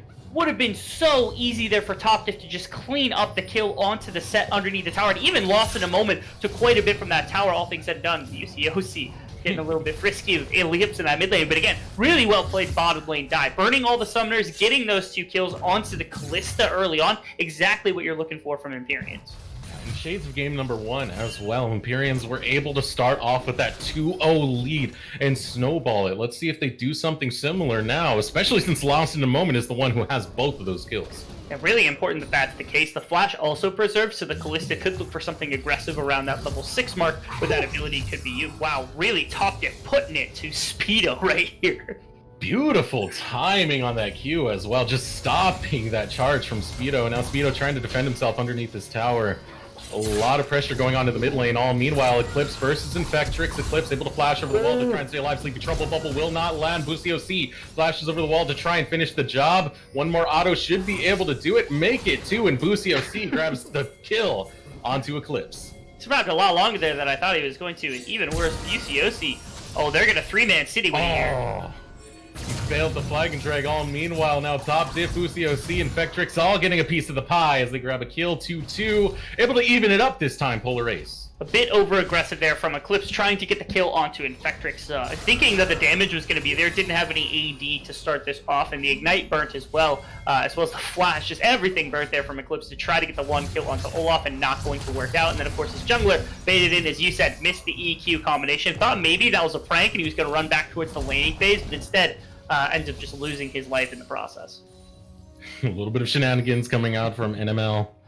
Making sure to zone him out so he loses some of that wave of experience, but it's all going on to Lost in a Moment, who is able to stay safely under that tower and farm up quite efficiently, might add. And more importantly, Lost actually ended up getting the wave shoved under his tower because of the back timing that he had for those Berserker Greaves. Really important for the Callista, but even more important, no back timing come through for the Ezreal and the Yuumi yet, so they're going to be much, much weaker come this Dragon that's going to be spawning in only a few seconds here. So now, with City Witty on the bottom side, as well as the Callista, who's got the completed the completed Berserker's Greaves, as well as the push pressure coming into a non-backed Ezreal, that's a free Dragon. That's the end of my sentence there. Free Dragon. That's all that matters. Free drag. Flash is already burnt from spawn. Only has the arcade shift to be able to get out of any sticky situation. So he's got to be very, very careful about this one. And City Witty is going to take advantage of the moment, just nail down that Drake. NML going up there as well. That's going to be an Ocean Drake early, which is going to be pretty nice for some of this early lane sustaining. Yeah, Speedo is certainly going to be counting his blessings, but he's going to get that one because he's taking a lot of harass from top diff at this moment. A whole load of it. That is the second generation lane bully we're seeing up there. We went from a Nectin, now we're over to Aatrox. Yeah, and then even, I mean, you talk about bottom lane as well. You got to think Rovex on this set into the likes of the Ezreal and the Yumi, going to be appreciative of that life steal and the sustain coming through against the likes of the double range bottom lane. And starting to roam up right now, NML headed towards this mid lane, possibly trying to set up a play, but Infectrix will be in the area as well. Now still more autos going in. The recall came out of City, who's long away from this mid lane, long away from any objectives, and honestly it's the best time to be away from that. There's no neutral objectives to really grab. There's no pressure to be had except over on this top side, which does need to be relieved quite soon because top diff is just having a field day over here. Look at that CS difference. Yeah, and even in the bottom lane, I mean, you look, the back timing had come through from Lost in a Moment a second time here, able to get that. Nice knockup though. Ooh, the knockup finds its way, but Boosty OC gonna show up in the top lane. Here comes Call to Forge God. It's not gonna be able to land. Paddlestar goes out. Boosty OC grabs the kill, and now it might be a failed flag and drag once again from City Witty. Goon Squad walking over. Polar Ace not able to grab another kill, but they are getting him early, and that is a huge difference from what we saw in game number 1. City, what are you doing? That's the second one we've seen him miss during the course of this game. Would have meant that he got out of that situation and instead ends up having to burn the flash to get away. Also giving pressure away to Infectrix and Buciosi, getting that topside red buff. Also, the geometry coming through from Buciosi on that topside gank, sneaking the Q between the minions to be able to hit Speedo. Really well played. This looks like a different game right now. Again, with Eclipse not being able to roam super easily with the control from Buciosi, he has the Tiamat, so that might come out a little bit more. But right now, the Aatrox is dominating the matchup. Zoe's in a really good place, and you still have Ezreal and Yumi on the bottom side. Unlikely to be easy to aggress against for the side of Lost in a Moment in Rovex. Level 4 for both of these bot laners, so you do have a window to go for some sort of dive if they do want to set it up. I mean, you do got the level 6 from Lost in a Moment, so you can throw NML in there, get City Witty as well. Things teleport down. Might not be the best idea as they just set up for neutral objective control, take the roam, and go over towards that mid lane. Ouch on that mid lane from Eclipse. Takes half his health bar and has a little bit more of it. But yeah, here's mid lane. They don't get anything though. Really well played from Buciosi. They knew the call was going to come out. Bottom lane is good communication, making sure they know that's going to happen. Now, this does give away potentially Rift Herald pressure, but I'm terrified. Infectrix has quite a bit of gold, double longsword start here, as well as the Phage and double that dagger start here from top diff, which I'll come back to in a minute. But a lot of this top lane strength that they've got right now is here to potentially contest the Rift Herald, even with the bottom lane around. Now, the good thing is you do got Lost in a Moment down here, who has a lot of the kills for this squad of Empyreans. Top diff forced to flash over the wall to be able to stay alive. Now, the battle's going to be for Shelly, but no one's going to be able to really stop this. 8 minutes, the rotation comes out, the call for the lane swap. This is exactly why I get that bottom lane over towards that top lane neutral. Yeah.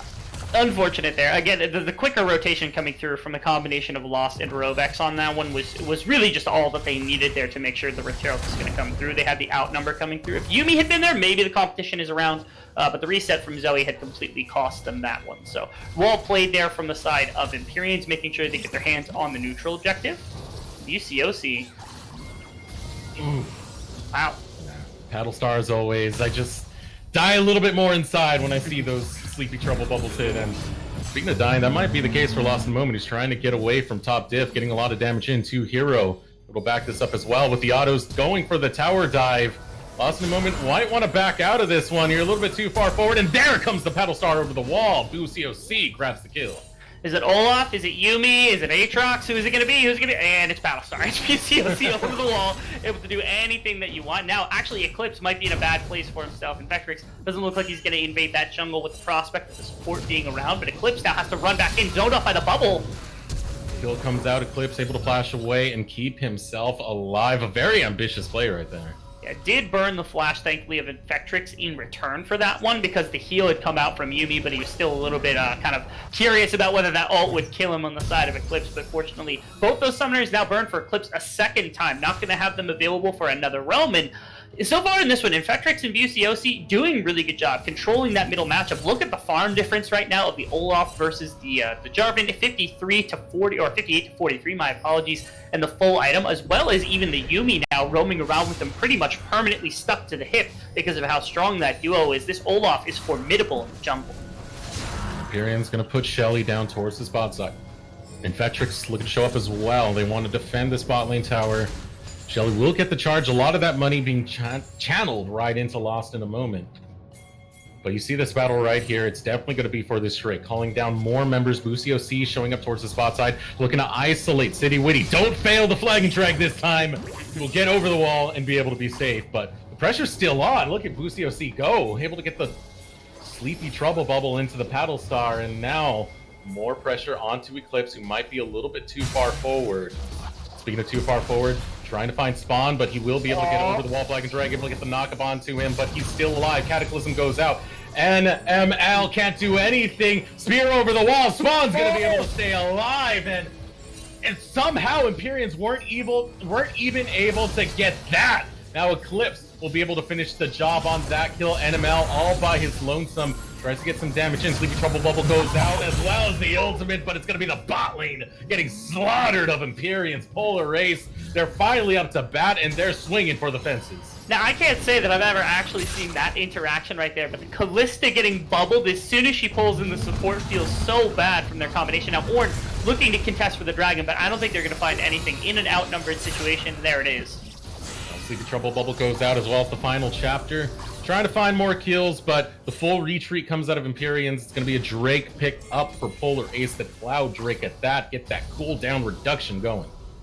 Really important. I think shutting that down from the combination of from Eclipse's ultimate as well as Speedo's ultimate, that's really important. Also, even the Jarvan ultimate, I would say, Callista ultimate, all good team fighting ultimates that love to have the cooldown reduction available as best as possible. So a good shutout from that Dragon kind of helps out the team fight coming through here from Polar Ace.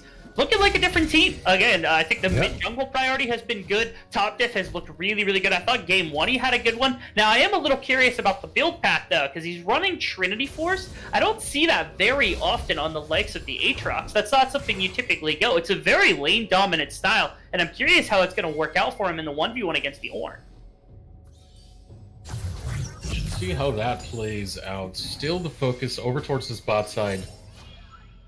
Looking over at Lost in a Moment, NML trying to set up whatever play they can because you still have a lot of power over on that bot side. I mean, it's still a gold lead, even though it's diminished now to 600 gold. Close to still a very strong champion.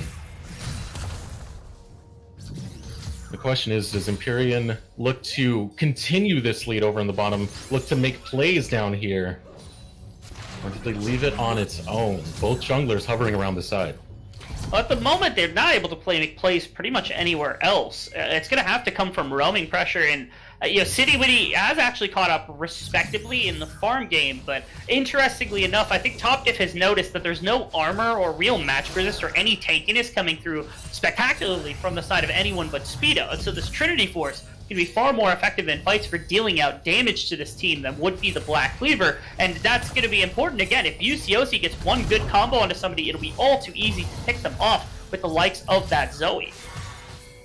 Look at here. Polar Ace going to be the wiser to this attempted bush gank, and now final chapter goes out as well as the Cataclysm Infectrix able to grab the first kill onto Lost in a Moment, and Manal falls to spawn all meanwhile, and in the blink of an eye, Polar Ace grabbed 2 kills for absolutely nothing. Now Speedo will use Call the Forge God, get the double knock. We're going after Infectrix. Infectrix critically low as here comes the death from below. Able to score the double kill, but now is put to sleep. Spawn will finish him off, running critically low as well as the autos ring through. Able to take down Spawn will be Speedo, but it's a full health Buciosi that you're having to deal with right here. And you know exactly what Zoe does. She chases you down. She brings in those long-range paddle stars and just annoys the living daylights out of you over the wall, finishing the kill. Buciosi and Polar Ace, they're doing so well as they were able to claim each and every single member of Empyrean. The attempted play from Empyrean, as you said, they're looking to play around the bottom side because it's a lot easier for them to do so, since that's where your strength is. That's where a lot of CC also is coming through from the combination of the Callista and the set with the engage that they've got, but nothing really sticks. Again, getting into an Ezreal and Yuumi lane, just trying to offend or offense with anything is already difficult, let alone when Infectrix starts joining with the sustain he's got with the Yuumi attach, and Busiosi starts throwing the Paddle Stars in. You see just how difficult it is for Polar A, or to fight into this Polar A squad, so that's not going to get any easier as the game continues, especially if the Kalista gets caught up to, and already the Ezreal looking to be about even in gold, about 300 behind, but far better than he was much earlier in the game. So slowly, I think the win conditions are becoming much harder to grasp for the side of Empyreans. It's going to be much, much harder. I mean, Ninja Tabby's already getting build spawn, and Infectrix was having that. You also have the Seeker's Arm Guard picked up by Busiosi, itemizing that armor and making sure they negate the composition of Empyrean outright for having that full AD. And you already see, even without the really completed AP item to make those plays happen, Busiosi is already putting out the damage. These Paddle Stars hitting very hard, especially when that Sleepy Trouble Bubble has been applied as well. Eclipse has been struggling to find the pure pickoffs. Here's his attempt against Spawn, but they're equal level right now.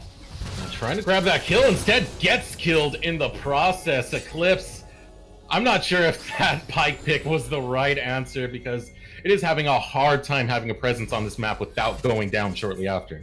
I will say, if the E comes out maybe even a tick faster, potentially the turn comes out from Eclipse, because he gets the auto attack off and then can immediately ult if Spawn has been stunned up, which would be all too easy. But again, just the trade equal level with the ADC is not where you want to be. Lost in the moment, has the flash to get out of that Yuumi ult as well. And you can see they're really focusing down Lost in a Moment, just putting the pressure onto him, constantly trying to catch him out. And that's one of the downfalls of playing the short-range Kalista, who's now under attack once again. Top Dip looking to grab the kill, but it's going to be Busiosi, able to get it in the blink of an eye as the Cataclysm comes down, finding its mark. Eclipse will be able to grab one kill on the back end of it as NML looks to show up as well. Called the Forge God.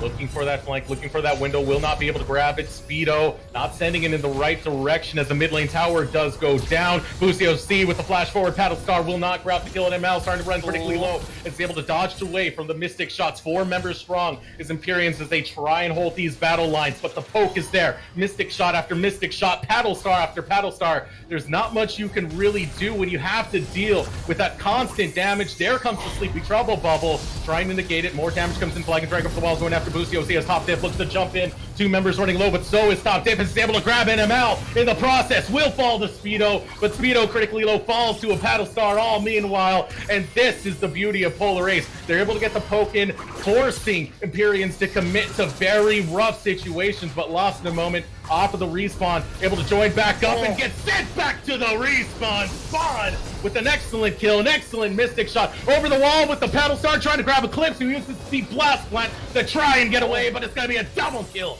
going over to Spawn. Polar Ace, their micro is insane in these team fights. First things first, if you're looking at Empyreans, it's a very ult-driven team. What happened at the beginning of that play? They get pushed underneath of both of their mid lane towers, end up losing both, and use a lot of the ultimates to get just one pickup. I think they killed Infectrix during the course of that little process. But then, they end up getting shoved off down towards the dragon without any of their ultimates to turn off. So now, you're basically sitting in a barrel to which to shoot, and that's what Spawn and Busiosi did. They threw their skill shots into this small corridor and just hit people constantly over and over again, and this is a composition that does a lot better without their ultimates. They've got the consistent damage, they've got all the abilities they need to do damage without having those abilities to come through. Eclipse without ultimate, basically useless in these fights. You know, once the CC once the sustain starts coming through from the Aatrox as well, combined with the Yuumi, you now have 2 great frontliners in Aatrox and Yuumi to frontline for Busiosi and Spawn. Right now, Polar Ace is looking like a different beast from what we saw in Game 1. And Empyreans just have nothing to answer this beast. They've been trying to fight it out, and they're going to look to try and do that again as Polar Ace, initiating with Infectrix, who's looking to run in, will not be able to find much else, just going to back off for the time being as Busiosi over the wall once again, try to find the hook, will not be able to land it. Sleepy Trouble Bubble goes out as City Witty looks to get the outplay damage. So low, Spawn will jump in, grab one. Another one picked up by Infectrix as Top Diff goes after Eclipse, who hasn't made a damn difference in this game whatsoever, and neither has Speedo. It's just absolute domination. Polar Ace are cleaning up the rift. All too easy for them to win fight after fight after fight. The engage doesn't come down. City Witty, Speedo burned their ultimates. Even the ultimate was burned defensively from Lost in a Moment, and it did not make a difference. With this, Olaf has the Yuumi attached. When this Ezreal and this Yuzi or Zoe are able to throw their skill shots down a line directly at this team, there's nothing that can be done with this kind of gold advantage. As you said, also Eclipse, Man, we asked every one of the Chiefs, every single one of them, and man, the pike pick is not it, man. Meanwhile, we did have a disconnect from City Witty. Mm-hmm. Curious if he just left that, sees it as hopeless. It is the 20-minute mark. Not going to assume that just yet. Unfortunately, might be an internet problem, but here comes another game coming in. NML. There's nowhere to go, brother. Yeah, I don't know. There's nowhere to go. Yeah, I don't know why they're not pausing if they think that maybe that was unintentional. So City Witty not rejoined, just sitting in the base at the moment. I'm curious if maybe an FF comes out any second now, or if that would happen at some point. Just because again, I don't know if they just gave up in the game. I don't know if again it's an internet problem. If it was an internet problem, I would be thinking that they would want to pause the game. I'm not sure if they even know he's gone at the moment. I'm a little confused what's going on right now because they're not stopping the game. Playing this out as a 4v5. Okay. I mean, I guess the Jarvan wasn't all that pivotal to the team fight ahead of time, especially the full AD Jarvan not making much of an impact outside of maybe trying to set up Eclipse ultimate that hasn't come through anyway. So maybe the play is still there, but a team who's already dominating these fights this hard is not going to make it any easier. There's the surrender vote that is through.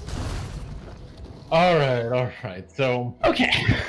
We went from dominating performance to a slowly dominating performance, but ultimately Polar Ace gonna send this to a game number 3, and they're doing it with authority as well. They're throwing it right back at Empyreans, and Empyreans just couldn't take it. They weren't willing to fight that one out, throwing the surrender as one of the roughest ways to lose, in my opinion. Yeah, I mean, the combination, I think, of Infectrix and BCOC looked night and day compared to last game in this game. City Witty and Eclipse, they try to take this aggressive, high burst damage combination, and it just does not work for them. Eclipse especially did not have the game that I think was necessary of him to kind of warrant this pike pick, and because he wasn't having the effect that he needed to, didn't get the gold needed to, despite being the #1 gold receiver on the entire team, it just doesn't matter, just because of the fact that, again, wasn't getting what he needed to. There was no pressure at all onto Spawn or BCOC during the entire game also, and these two just were, again, fish in a barrel, just throwing anything they wanted down the pike, and it was landing. Anything that stuck was hitting so hard because there wasn't any tankiness outside of Ornn. It's a struggle. It really is. And this game was as dominant as what we saw from Empyreans in game 1, so now we're going to game 3 between two teams that won this hard. I mean, I'm wondering what changes for these squads now. Polar Ace have definitely found their stride, and still sticking, not feeling discouraged to go away from the Ezreal Yuumi, and finally getting on BCOC, something he can really shine on. Yeah. What we saw from Empyreans was City Witty, when he's an active jungler, when he's able to get something that can run around in the jungle quite actively, not just trying to be this utility tank jungler that's just there on the side, but building AD for the sake of it, he doesn't have that much of an impact. We saw the failed flag and drags that happen, unfortunately, that does come from time to time, but it's something you don't want happening on, an actual competitive stage.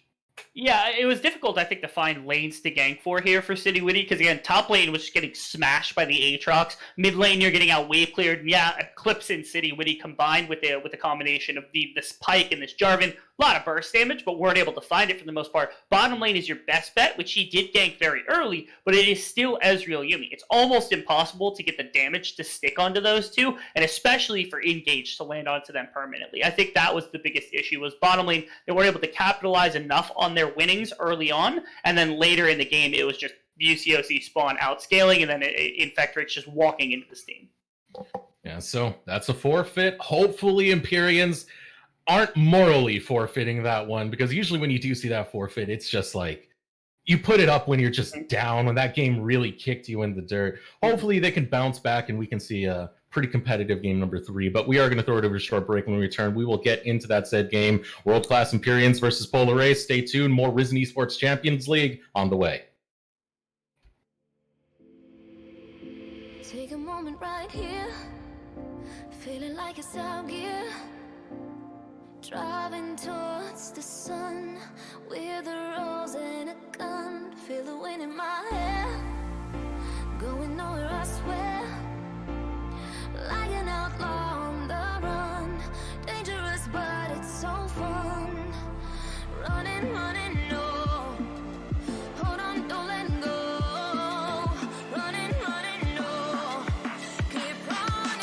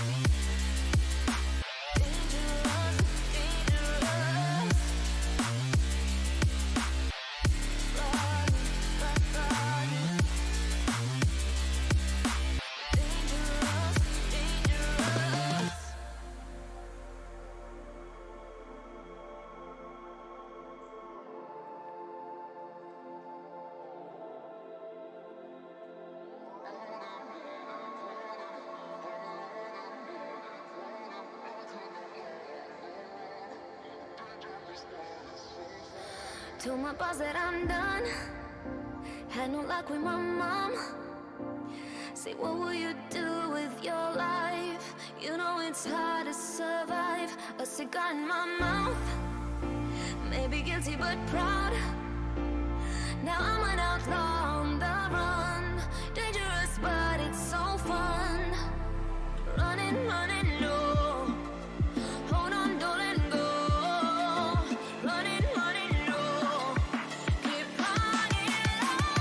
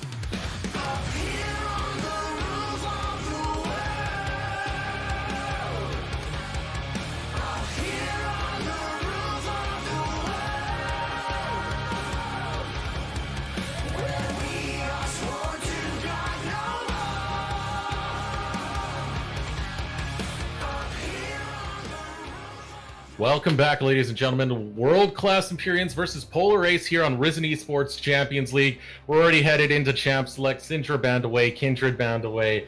Unfortunately for City, he's not. I don't think he's ever going to be able to play that champ again, being that whole ADC jungle main thing he's doing. But more bans coming through. J4 getting banned away by Empyreans, as well as Aphelios and Olaf taken off the map. Man, just slamming that jungle pool is Polar Ace. They knew Empyreans, City Witty's got to be the thing. Now, again, they give up this Varus, which is super strong. You get Ezreal, you get Callista potentially on the side of Polar Ace's responses to something like this. But again, giving up something so strong is a little bit risky, but they are shutting down the win condition from game number 1. City Witty took it to them. They didn't do great in the last game, and that's kind of what won them the second series in such dominant fashion. Oh yeah, most definitely. I mean, the whole thing about Empyreans, in fact about this matchup, is it feels like it lives or dies around the mid-jungle matchup. How well that plays pretty much dictates the rest of the game. When City Witty was able to pop off and assist in getting kills for Eclipse and free up his lane, suddenly it was like nothing. But the moment he's not able to do that, they were just completely shut out. Very interesting from Polar Ace here, who go for the Yasuo and Trundle combination immediately. Now, Empyreans looking back maybe towards that Fiddlesticks. I think it'll be swapping sides, though, where it was Buciosi playing that one early on into this, where now it might be Eclipse getting his hands on that one. It is going to be the Fiddlesticks, potentially taken in the jungle or mid lane for Empyreans, which will be interesting. The Trundle, again, a pretty very early priority for a champion that tends to be a little bit of a counter pick. Already the draft's looking very different from what we've seen in the past few games. Yeah, I'm really curious on how they're going to go with jungling, though, for Empyreans, because the pool's already been choked out quite a bit. You're almost forced to take this Fiddlesticks into the jungle, because if you let it ride on to the next pool, they're just going to keep choking out City Witty. Yeah, they force out the Fiddlesticks in the jungle. The question is, how much has City Witty played specifically this? And now even Polar Ace, they grab the Trundle and get themselves the Galio. It can be flexed to support, but more than likely going mid lane into the likes of the Fiddlesticks. So, I mean, that's even more damage and a lot of roaming potential that can be brought out from the Galio to control this Fiddlesticks mid, make sure it doesn't get out and make an impact in that laning phase or in that team fighting phase during the later stages of that. So, really, really great drafting from Polar Ace here. And of course, it's more knock-up tools for the Yasuo as well. Of course. Always love that one. Always love to have a little bit of synergy within that. If you're going to take the Yasuo, I didn't see it the last time we had it in the series, but certainly should be more helpful in this one to have that available. Where's Big Boy Gragas at, man? Every time I see a Yasuo, I'm always expecting Big Boy Gragas. You like Gragas, yeah. It's a great combination of champions to take mid-jungle priority, which is why I think Empyreans and Polar Ace would both be great with it, but I haven't seen it quite yet. They're actually banning out, again, the Diana talent, making sure there is no roaming potential, and getting rid of mid-lane champion pool from Eclipse to make sure he can't move. And they're banning out top laners here because they don't want any of the high-priority top laners to go over to the side of Polar Ace since they get that counter pick. You know, those top laners that happen to have more knockups in their toolkit? I'm telling you, this is it right now. This is the Yasuo comp. Everyone needs to knock up for Yasuo. That would be, I would love that. Rakan would be a great pick if they're going to do something like that right here, just because of his ability to not only just CC people with his ultimate, his mobility through fights, but again, that grand entrance, really good for knocking up multiple members. Ornn, fantastic at doing exactly that. We're going to get what looks like the flip matchup because Empyreans go for the Aatrox, but we haven't seen anything. It could still be support Galio, but we haven't seen the support quite yet. But again, the Ornn versus the Aatrox we saw last time, I was Aatrox dominated, but of course, that was top diff on it. Instead, they're going to flex it over. So, once again, the moment you make your point, you switch over to the set. But yeah. Set still grab pick to go. Well, I'm going to wait, because again, the second I start talking about set, they're going to okay, there it is. All right, nothing too much to worry about. Now, my curiosity comes to, do they take a mid laner or do they take a jungler here? And again, the jungle pool has been pinched off ridiculously, as is the mid pool, and it's actually the Pyke being hovered at the moment. I know might be poking home, which is what happened last game with Eclipse. There is magic damage in the Fiddlesticks and the Varus, but would still be risky. The Azir, what we wanted last time, now going to come with this composition potentially. We'll see what they opt for, because again, they've been swapping it way too often. Hey. Very nice. All right, we need another knockup. Who has another knockup? Out of the mid lane, again, my curiosity comes to, is it support Galio or is it mid lane Galio? If it's mid lane Galio, again, I think Rakan works really well into the composition designed by Empyreans. If it's not, then again, something that just beats down Azir isn't a bad opportunity here. It's not something terrible. More specifically, though, I like top lane would be an interesting little flex to get Ornn in the mid lane to provide more knockups for Yasuo bot, but it looks like the LeBlanc's just going to be grabbed as the response to Azir.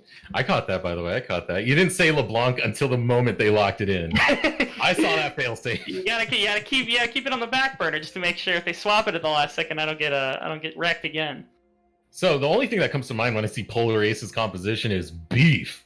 because there's a whole load of, I mean, the Trundle, Galio, Ornn, that is some presence that is hard to ignore once you start getting into these team fights, especially over the neutral objectives when you're going to be going for those early Drakes. Especially, you're considering tank Galio probably at the support role. Could be a little bit of AP mixed in there, but again, Ornn, Trundle, Galio, like you said, these meatballs that are going to be able to soak a lot of the damage that Azir, Varus, especially if it's poke Varus coming through, Set, even Fiddlesticks throw in if they play in those individual fashions, which is interesting. To me, Polar Ace has a lot of champions that support the Yasuo, but this is a LeBlanc favorite composition. You want to get onto Azir and onto Varus and onto Fiddlesticks, which should be relatively easy to burst, and you have so much space to gain with Ornn ultimate, Galio stun, Galio ultimate, Yasuo tornadoes, Trundle pillars, that this should be easy for LeBlanc to find those right angles, even in the late game, to make those pickoffs happen. I think one of the more tricky things about once we get towards that late game stage is everything has to be really, really quick for the LeBlanc pick, because there is so much that can actually catch out this LeBlanc. I mean, if you're really good with the timing, you can get a dredge line before the distortion goes back. You still got the chain of corruptions as well, with a lot of low range champions who could just chain that, be disruptive. And that's the main thing about Empyreans. You do have a lot of disruption for when you want to go after those squishy targets. The bad side of that is it's very one-time use. The moment you start blowing those things, Polar Ace start getting more of an advantage in the team fights. Yeah, so the more that you burn, especially again as those abilities to lock down LeBlanc come in, you have less to be able to shut down what will be the inevitable engage coming through from Galio, Ornn, Trundle, and then eventually Yasuo. Now, my one issue on the side of Polar Ace is the damage is really rough when you're talking about how to access it. Yasuo is a carry that does very similar things to an ADC, but is completely melee based, and LeBlanc is a pure burst mage. The DPS in this team is completely on Yasuo to do that. Empyreans don't have that problem. They've got good burst from Varus, good burst from Fiddlesticks, good consistent damage from Azir. Even Set's got pretty good damage when you consider over time those kind of knuckle downs coming through, putting down all those auto attacks with this passive as well. And it's all too easy to continue to stack that over a fight. Whereas Polar Ace, they have to be quick, like you said. It's got to be the quick engage from Ornn, Galio. You got to get the Yasuo into the backline onto the carries. It's got to be LeBlanc getting some burst damage out. So Empyreans, if they burn these tools properly to shut this down, the long fight goes the way of Empyreans because they've got the DPS output from a range. And then the one thing I do want to focus on is more of the mid lane matchup, that mid lane jungle combination that we were talking about. You now have the Azir versus LeBlanc. Azir can get a little bit more of that pushing priority. And how will this matchup actually favor once we start getting the junglers in? Because Fiddlesticks is still a relatively new jungler that we haven't seen too much action from. It's just starting to show up more and more competitive. It makes me curious as to who this actually favors. Yeah, so the Fiddlesticks specifically, when it comes to like how it controls the jungle, tends to not be great against anything that can CC it or then just like run it down. Trundle tends to be something good like that. The Olaf is like the gold standard against Fiddlesticks. If you don't ban Olaf if you're playing Fiddlesticks, then you're trolling. And it was actually banned out this side by Polar Ace, so you feel pretty bad about that one. But if Trundle's able to get on top of Fiddlesticks, that's all too easy of a play to make. Fiddlestick takes a little while to get the CC rolling, especially when you're ganking from side lanes, from the river, and things of that sort. It's much more of an ult-related fight. So I think it's harder for City Witty to just purely claim control of the river than what we saw last time, and early on should go to Infectrix. Now, the lane matchup specifically mid, Azir should be able to poke out LeBlanc, especially if you go a more aggressive Keystone, Electrocute, Comet, something like that. Could be much better to poke the LeBlanc, make sure you can't just take that damage early on, and then eventually get Azir and Fiddlesticks to the point where they're playing the 3-on-3, the 4-on-4, the 5-on-5 around neutral objectives, and when they're in that sense, they're going to be a lot easier to access that kit. That kit's going to be a lot more effective. Mm-hmm. So that is the draft, all said and done. World-class Empyreans, Polar Ace, game number 3. Only one can take this game of the week, and it's going to be decided on the next time we hit the Rift. We're going to throw it over to short break. Let us know in chat who you think is going to finish this one off. Will it be World-class Empyreans? Will it be Polar Ace? We'll be right back with more Risen Esports Champions League. Take a moment right here, feeling like it's out gear. Driving towards the sun with a rose and a gun. Feel the wind in my hair, going nowhere I swear. Like an outlaw on the run, dangerous but it's so fun. Running, no, hold on, don't let go.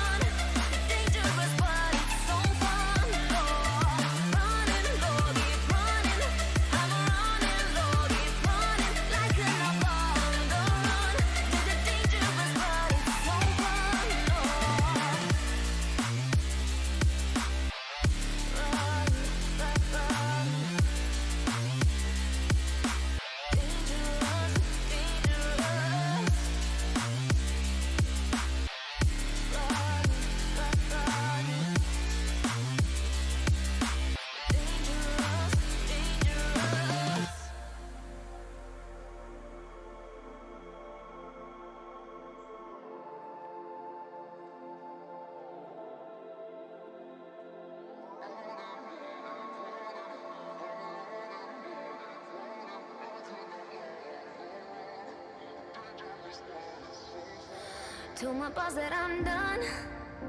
Had no luck with my mom. Say, what will you do with your life? You know it's hard to survive. A cigar in my mouth. Maybe guilty but proud. Now I'm an outlaw on the run. Dangerous but it's so fun. Running, running low. Hold on, don't let go. Running, running low. Keep running low.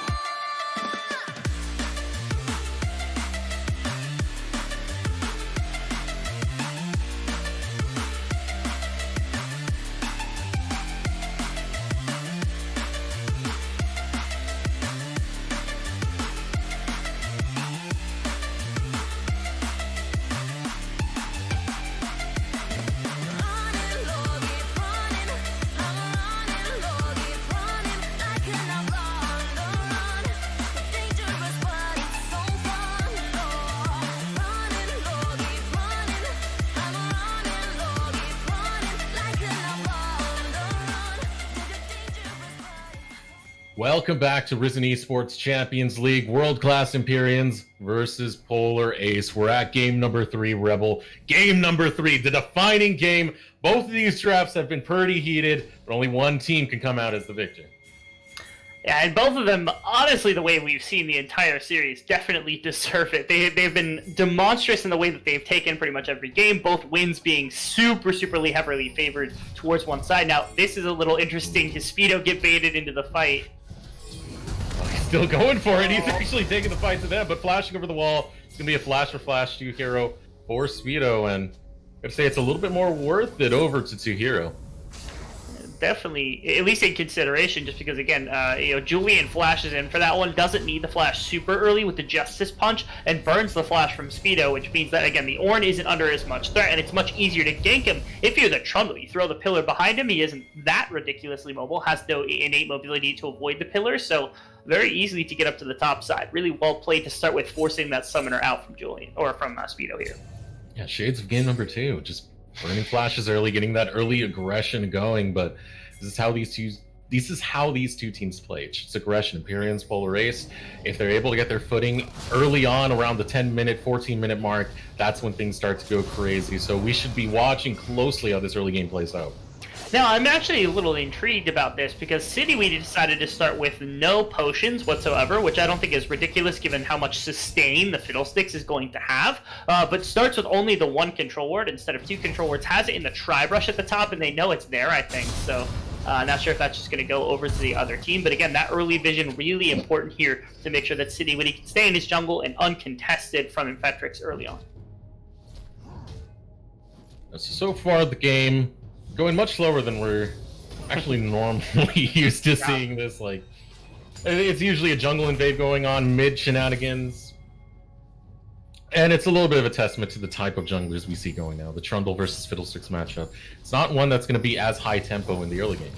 I think at minimum, if it's going to be high tempo, it's going to be a lot more focused on the laning phase rather than just like the pure 2v2 and jungle control, which we haven't seen that. Really, it's been about just purely controlling the jungle matchup, and in this one, I think it's a lot more about getting the lanes ahead with the champions that you've got. It's a little harder to just purely affect. Now, actually lost in a moment, got abandoned by the Nautilus here, and the wraparound has come through from Trundle, so there's an engage here. Yeah, nice Justice Punch and a nice gank coming out of Infectrix just to guarantee that first kill. Grab the second while they're at it. NML gonna go down and follow bot lane teammate. Flash had already been burnt from Julie, or from my apologies, Rovex there on the Nautilus pick to try to get into that fight, and the exhaust burn from Varus, even though he just gets absolutely popped. The pillar knocks him into the air, all too easy to take that fight right there from the bottom lane. And there's a little bit of an overstep. The aggression there from Rovex to put a ward deep in the jungle. Actually, top lane's got to fight. Oh, and there is that shield, absolutely massive. Top Diff is trying to play this one out, able to walk away for a little bit, trying to deny the resistance. But Speedo is having none of it. Gets the 1v1 against Top Diff. Man, what are you doing? Come on, Top Div. He burned his flash. You burned yours to chase him with the grasp of the Undying. But this guy's got knuckled down. He has the passive. He's going to beat you once that Conqueror is stacked. It's just a way over aggression from Top Div there. Yeah, he burns his TP. He gets back really quickly to the laning phase. But what should have been a very easy gank spot for the Trundle is now much harder to work with because you lost your flash on the Ornn and he picked himself up a kill. So beautiful kill picked up by Speedo. Will be able to return with the Vampire Acceptor to get some sustain in the lane, and is still continuing his harassment of top diff. Already ready to jump right back into the fight. All meanwhile, Boost OC is getting a lot of priority going on in the mid lane, at least for the early shove, which will start to switch around. You do get that poke from Azir, you do get that lane pushing that comes out of Azir, which should open up that mid lane as we head towards that neutral objective. Now, you do take the lethal tempo here on Azir, which for Eclipse I think will be harder to abuse in the early game. Yeah, later game, the DPS is going to be a lot higher than something else, but in the LeBlanc lane specifically, I think Busioski is going to have a lot easier time trying to find some aggression into that matchup. Now, bottom lane, we see Invade here from City Witty. Yeah, looking to go right after 2Hero, who does not have his flash. City Witty grabbing that kill, but it's going to be a 1-for-1 trade. Now Spawn is going to look to grab a little bit more. Will he be able to? The answer is no. A double kill going out to City Witty. Really important to get that Fiddlestick some gold early in the game, but here is the play. Potentially, nope, just going to run away is Infectrix. But yeah, the early play, as well as I think really importantly, the Justice Punch interrupted there from Rovex's positioning on the Nautilus. It ended up costing him his life, but actually bought two because Spawn had to over-aggress to try to find some positioning to get that trade. No. Nice disrupt. No. Oh my goodness. Oh, that just absolutely hurts to see, especially if you're lost in a moment. He was lost in shop in that one. Beautiful pillar coming out of Vectrix used with that flash, and that is going to result in Dragon Control picked up for Polar Ace. You're going to have nightmares about that pillar if you're lost in a moment. That's the second time it's cost him his life in this one. And even worse, I think, is that, again, even with the back timing, it would have been easy to have priority on the Dragon, but with no Varus on the screen for the next 10 seconds, it's all too easy to grab the Dragon before he even comes close to getting back. So another free Dragon here for the side of Polar Ace on the bottom side. The moment I saw that pillar, I just hear the Celine Dion playing, the sad music ringing in my ears, just a really, really hard time. Polar Ace, they're off to a relatively good start so far with the way things are going. I mean, they haven't given up too much. They're able to get 2 kills onto Infectrix, both junglers being even with that, but most importantly, the neutral objective Dragon Polar Ace. But here comes the teleport being used and able to show up. It's going to be Eclipse trying to get the dredge line. Emperor's Divide will not knock back to Hero, who's able to get the flash in time, and that's a big resource committed to pick up absolutely nothing. A good force away there from the from Julian on this one with this Galio. Throws the taunt out to make sure that the Azir cannot just immediately walk in and try to make the shove happen, and then is ready to use the flash afterwards. And Eclipse doesn't burn his. If he burns his, likely ends up in tower range, probably gets traded by Spawn, so it's just the burn of a Galio flash for the teleport from Azir. So nice little attempt there from Eclipse, but great kind of individual play from Julian to make sure that one does not come through. You see in the bot lane, Lost in Moment, NML trying their best to freeze this lane and hold it down and really take away those advantages you get from the aggression of a Spawn Galio lane. I say Spawn, it's not even a champion. Yasuo Galio lane.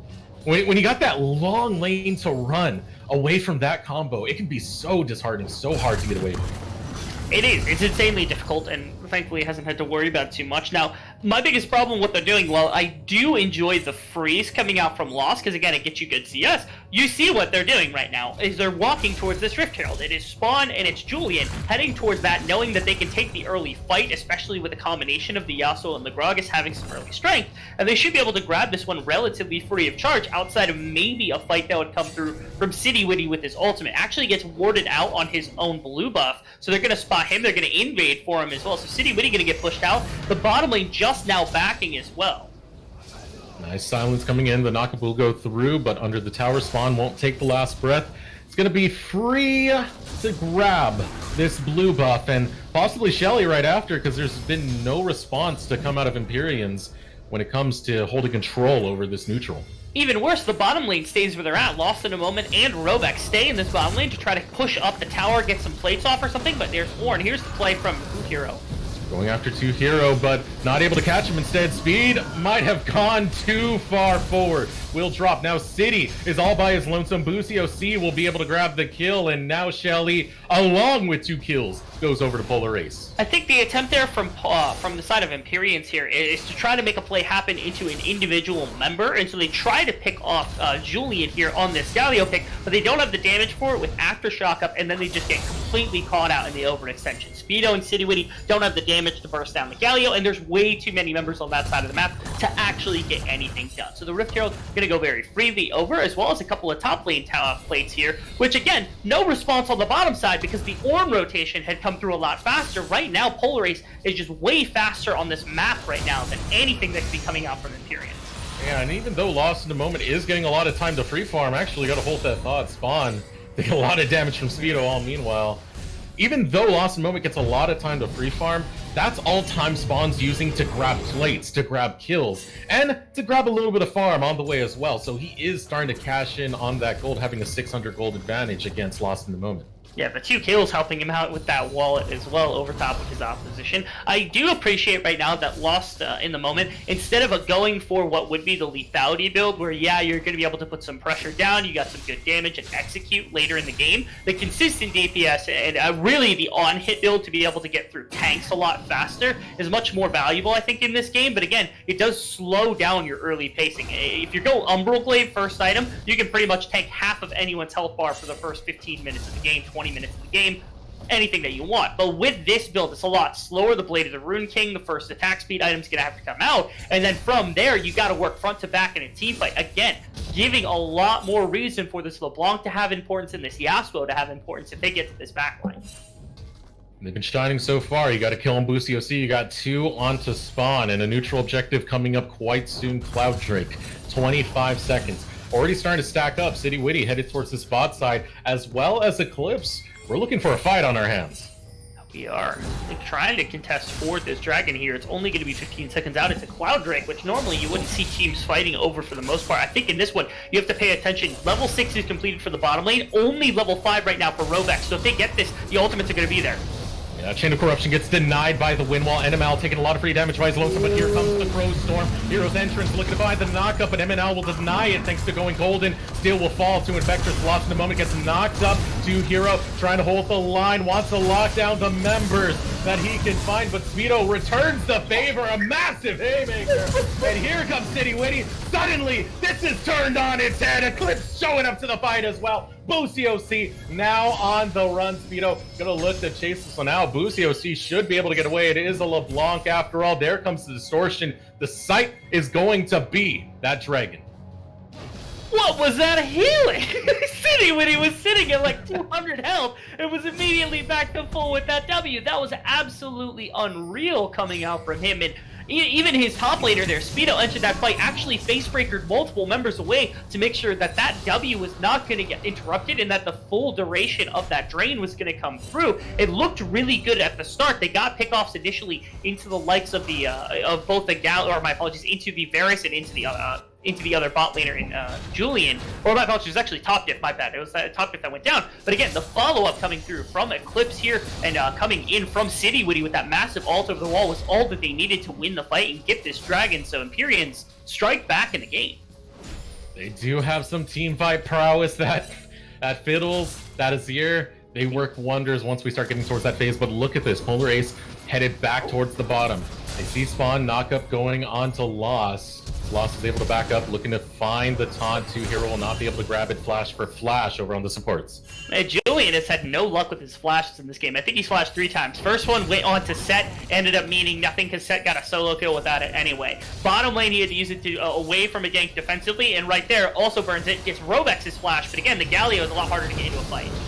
Galio's going to look to jump in on this one, but the Crow Storm is going out, getting a lot of damage return. Support for support once again. Tick for tack. It is an interesting battle going down in the bot lane. And slowly, City Witty collecting these kills in his back pocket, little by little, meaning that this is going to be a terrifying amount of damage that Fiddlesticks is going to be able to wield. Again, it's about being able to shut down the ultimate coming through. Now, BCOC trying to fancy now and not going to find it into Eclipse here.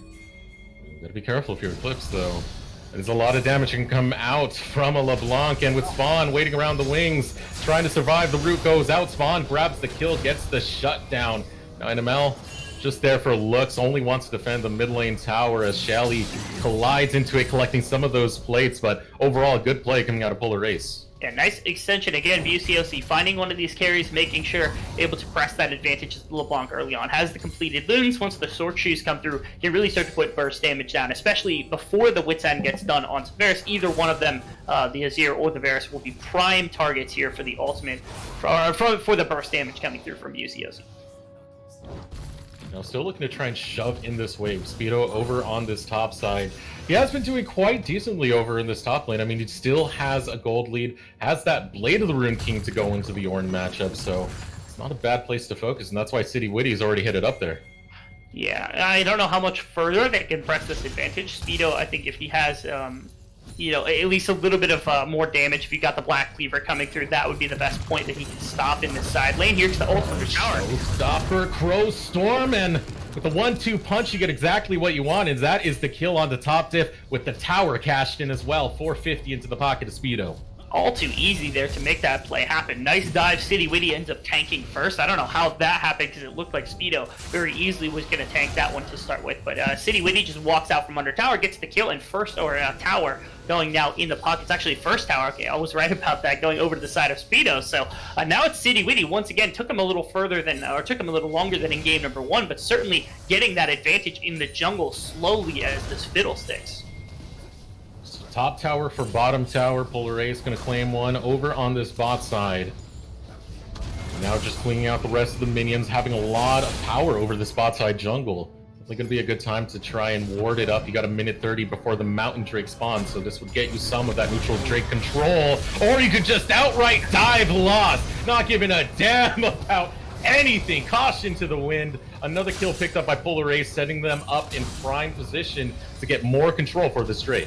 Feels pretty bad. If you were playing the Lethality Varus, you're probably able to clear that wave a lot faster, again, early on, but this is not Lethality Varus. Those arrows and those E's do not do nearly as much. Now, you see the rotation coming to the bottom side, the ultimate comes down, not going to have access to the fight.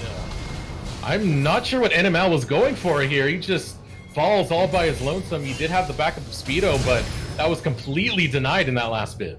Yeah, that's a tough one right there, because, I mean, you have to think, like, okay, Rovax is getting the call coming through from Speedo. He's like, I'm TPing, I'm going to enter the fight, and then Julian cuts him off, and he throws the ultimate in. Now he's completely defenseless against the combination of the Yasuo and his bottom laner, his bottom lane partner right there. So, unfortunate, no entrance from Speedo comes in. Such a powerful pick in the Varus, absolutely thwarted by Polar Ace's persistence in just diving this poor man. That being said, we got another 22 seconds before the Mountain Drake is up, and this time it looks like Empyreans is going to be the one to be able to set up ahead of time, but not without Polar Ace sniffing out the area. Yeah, going to be able to get forward. Rovex, so they actually, I think, was it the Rift Herald? I think they've thrown down. Yeah, they threw the Rift Herald down over that wall, so this is an interesting use. Again, this late, no plates available, so pulling some attention away from the dragon. Now, potentially into effect. Ooh.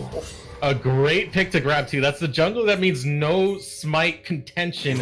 This is free for Empyreans. Yeah, all too easy again. You drop the Rift Herald in a lane, you already pull pressure away, and now there's no jungle competition whatsoever. So now this is just a miracle steal if one even potentially comes in, and it does not. Instead, tons of damage on that mid lane tower, easy pick off, and a dragon here for Empyreans, bringing them back to about 1,000 gold deficit. Not too bad. Later in the game, that consistent damage can mean a lot, and even this mid tower likely goes down to loss in a moment in Rovex. They get quite a bit back from just this one play. Yeah, they're getting a lot from that. The mountains, the kills, as well as the vision control you can really get from taking down that mid lane tower as Crowstorm goes over the wall, forcing the flash at a top diff, but all meanwhile throwing a tower of his own. Eclipse trying to survive the onslaught of Boost COC. You gotta check the stats right now of the Ornn, because any tenacity that he's got is going to be absolutely afraid. Even a little bit longer, and the Q potentially comes out, knocks him down more of his health bar, and he just gets dragged in by the Varus ultimate and the Q coming through from Rovex. But that little bit of area that he had between the combination of that passive from the Fiddlesticks Q getting him the stun when he ults over the wall, and that gap when all that CC comes in is just enough for him to flash. Ooh, here comes the dive, able to take down the tower, and now go for the chase onto Speedo. Death charge goes out, able to get the knockup. Suddenly it's starting to turn around as Speedo and NML look to try and take the fight back. City Witty able to show up as the teleport comes through. Top Diff wants to join this fight. Uses Call the Forge God! Oh my goodness, 3 down in the blink of an eye. A beautiful Call the Forge God into the last breath by Spawn. TP way too easy there from top diff. He finds an easy access point on the top side there in that top rush. He's able to come in what looked like completely unviewable from the side of Empyreans, because it didn't look like they expected it at all. Gets the 3-man ultimate, gets the initial kill for Spawn in that side lane, and gets enough health for them to push up this top lane and get this top inner tower. They now have a lot easier of a skull trying to get to this Baron when it does come up, but the TP's coming in that's very deep, and this is Eclipse looking for something. Eclipse is looking to grab it, tries to throw out the Emperor's Divide, but it's thwarted by the wind wall. Eclipse not grabbing the kill just yet, will grab it on Stu Hero. Espedo looking to join the fight, tries to use the Blast Line instead. The showstopper to follow through onto Infectrix. Still able to continue his damage, continue his onslaught, but can't get enough to finish the job. Forced to go home empty-handed, but the retaliation is there from Empyreans. Oh my goodness, that wind wall was an absolute savior there from Spawn, making sure wasn't going to lose that one to the Azir ultimate. If he gets ulted backwards into that one, I think Lost in a Moment joins, and those are easy 2 kills coming through there for the side of Empyreans, but instead just shuts it to the 1. It's only Julian losing his life during the course of that process. And again, Baron's going to be up in a minute with that top lane tower very damaged, but not down. It's going to be a little harder to put that vision forward if you're on the side of the Polar Ace squad here. So really nice little teleport from Eclipse there, making sure they have to pay a little more respect if they want to push the vision for this Baron. Able to get some kills. They're not out of the game just yet. So far, I mean, the gold has stayed relatively even. Like, this is what we were expecting from game number 1 for these two teams, to just go at it all the way up into the mid game and have things explode then. These games have been exploding earlier, but now that we are in this state, you're starting to see everything be tested from both of these squads. Yeah, right now, the only real advantage that Polar Ace has got is in this bottom. You have about 3,500 gold between the Yasuo and the Galio over their counterparts in the Varus and the Nautilus, which means they're ahead of the curve, but nobody else really is, which means if you bring down Yasuo, the damage output isn't that much bigger, and he's the only threat you've got on the team. If you're able to get City Witty on top of him, if you're able to get a good ultimate from him, from the Azir or from the Varus, he's locked down. You can kill this man very, very easily. It's all too easy to try to bring down this Yasuo, especially now that he's your only target in these fights outside of the UCOs. But the terrifying thing is you really don't need that much of a setup to get Spawn going. I mean, even the Pillar, it has a slight knockup on it that can just set up that last breath with no problem. So the fear is always going to be there that Spawn is going to be enabled at any single second. And you got to be terrified of that if you're City Witty, because if you do not hit Infectrix with that pillar, if you don't, or if you get hit by that pillar from Infectrix or any sort of knockup coming through from his team, then his ultimate goes to nothing despite all the gold that he's got. So he gets shut down really easily. The Azir, can easily get aggressed onto the Varus. Right now has so little damage that I don't think it matters if he goes down in this one. Knockup comes in. Unfortunately, Chain of Corruption not going to be able to land, but here comes Call of the Forge God. 2 Hero able to take down City Witty, and now the retreat coming out from Empyreans as they try to run underneath their tower Eclipse. Meanwhile, on the sidelines, trying to get some flank damage in. Polar Ace not able to chase anymore. Turret going down in the bot side. Meanwhile, Speedo able to claim that for his own. And you can see that Polar Ace just itching to try and find a re-engage. Last Breath is not available. Empyreans got to play this very carefully, though. 2 dragons to just the 1 coming from the side. Polar Ace maybe a pick onto Rovex. Nice flash. Yeah, going after NML and 4 men on top of him as the wind wall goes out, denying a lot of damage, but one of the soldiers put ahead of the wind wall gets some damage onto Spawn. Spawn at half health will be able to heal up quite quickly and head over towards that Drake. So another big net win coming out of Polar Ace. They're slowly collecting fight wins. Again, a lot of gold coming onto this Yasuo, but the most important thing is that this dragon score is only now being evened out. Best case scenario, it's 10 minutes from now that we're going to be seeing the Dragon Soul come through, and that's really good for the side that's got the Azir and the Varus. You've got time to get them to a place where you feel like their damage is enough. Not to mention, you get some bulkiness onto your set. You maybe get a little bit more damage or bulkiness here onto your fiddlesticks, and this fight starts to look very, very mean if you're able to make it happen, if you're able to get the players in the position to make these fights occur. So you're buying yourself a lot more time with the 2 dragons you've got on the side of Empyreans. It's up to Polar Ace now to try to capitalize really heavily on, oh my goodness, the damage on that skull. Wait,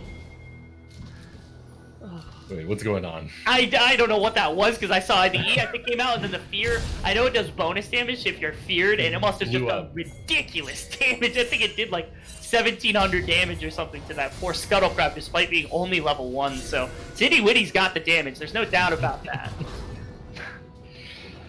Lost in a Moment was able to complete that Rage Blade, so definitely a valuable item to have for this next fight. Get that sustained DPS going, but the trick has been trying to keep these poor squishy targets alive at the hands of Spawn. Spawn has just been so good with these wind walls, blocking the Chain of Corruption, blocking the Emperor's Divide of all skills. He's been on point. He really has been, and Spawn, I mean, he has this flash and his exhaust up, so any fight he's in that he is in trouble with without having the win wall, it's going to be all too easy for him to come in. The big problem is, if this Azir, if this Varus have open space to work with, they can kill him rather easily. Even Speedo, I think, can exit from a fight. Now, Buciosi in some trouble. Yeah, a bit of trouble here. Oh, no! Here comes Titty Witty, the fear. No, he gets the flash away. Not like this. Distortion, LeBlanc things. What an escape.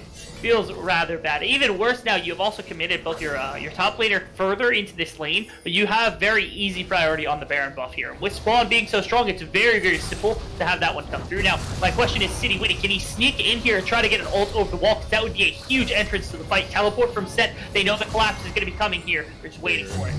There's a low amount of vision coming here from this side, so here comes the Crowstorm, able to get it on the 3 members, sustained damage going through. It's taken away, but not able to get anyone too critically low. Infectrix has to back off now, so the rest of the squad of Empyreans able to show up, but here comes Buciosi, goes for the backline, gets a lot of damage on the City Witty. City Witty falls low, top dip, forced to go golden, but Buciosi will take him down, and now the damage going through. Top dip, trying to run away, lost in a moment, fighting for his life, will be able to survive. Eclipse left relatively untouched as the Emperor's Divide goes out. He will claim one. A shutdown goes through. Eclipse fighting tooth and nail for his squad, but all his members have fallen, and they were only able to claim 2.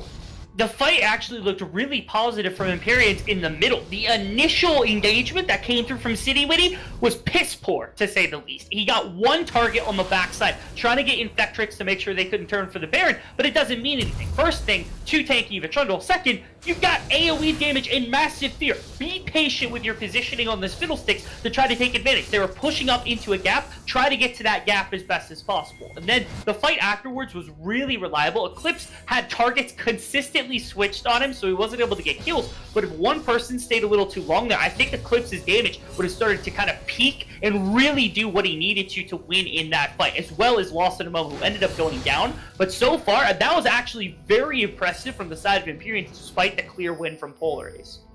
It could have gone the other way as well. I mean, Eclipse got everyone really, really low in that fight. The 3 members that were walking away had low health bars, so it could have been flipped. It could have been an ace going either way, but it shows you that Empyrean are still a threat as these late game carries get closer and closer towards that late game fantasy. And not allowing for the movement. Oh, Buciosi actually sees the Fiddlesticks coming in, has to flash away, or my apologies, uses the double distortion to get away from that fight. But now not going to have it for the next few seconds. This might be the opportunity where Spawn could potentially look to take this Baron. That would be a huge sneak away from a team who's trying to stall this game out as best as possible. If they can keep preventing the neutral objectives from going down, that's ideal. So right now, Polaris, they have to find a gap, find a pickoff, find something to be able to generate one of these neutral objective takes for free. One of the rough things, though, is Polar Ace going towards this Baron area kind of sets up a condition that Empyrean want. They want Polar Ace group together for the Crowstorm, for the Sand Soldiers to come out, for Eclipse, and even for the Chain of Corruption. So it's always a threat where they have to space themselves out, they being Polar Ace, and put up a good amount of vision to make sure that doesn't happen. They do. Now, City Witty, he's in a rough place for himself, so I don't think he can contest the Dragon that's going to be coming up here in about 15 seconds. They just have to give that one up as best as possible. And, like I said, it's hard to be patient at this point, but again, the more patient you are here, the better your Fiddlesticks gets, the better your Azir gets, the better that your Varus already becomes, and now the ultimate's here for the fight. Chain of Corruption call, the Forge God will still find its mark as the knockup goes on to NML, and he's fed to the Wolves. Spawn will grab the kill as the Hero's entrance goes through. It's not the Hero's entrance, City Witty coming over to Crowstorm. Instead, 2 Hero takes him down. Speedo trying to grab 1 kill out of this. Can he get anything? The Showstopper goes in. Here comes the Haymaker. So much damage to go through. Will grab 1 kill onto Spawn, but it's all too late. He already grabbed what he wanted. 4 members down for Empyrean. The Rift belongs to Polar. Tracking this Ornn is going to be super pivotal coming into this late game here for the side of Empyreans. Right there, top diff, able to get the engagement onto Robex and Lost in a Moment. And Lost in a Moment ends up getting out, but it does bait the rest of his team into a fight. It was a great Fiddlesticks ultimate, but oh my goodness. Lost in a Moment. Come on, man. Oh, that one. That's painful. That's painful. Welcome to Ornn. Welcome to where, yeah, the assassin mage fighter. Be an ADC around Ornn, that was your first mistake, kiddo. Yeah, it'd be any champion around Ornn. That's your first mistake. Sorry about that one.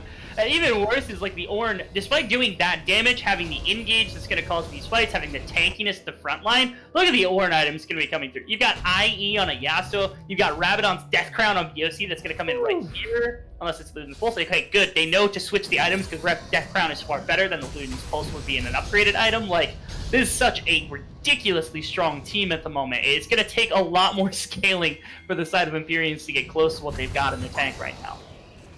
Yeah, most definitely. This is rough for Empyreans.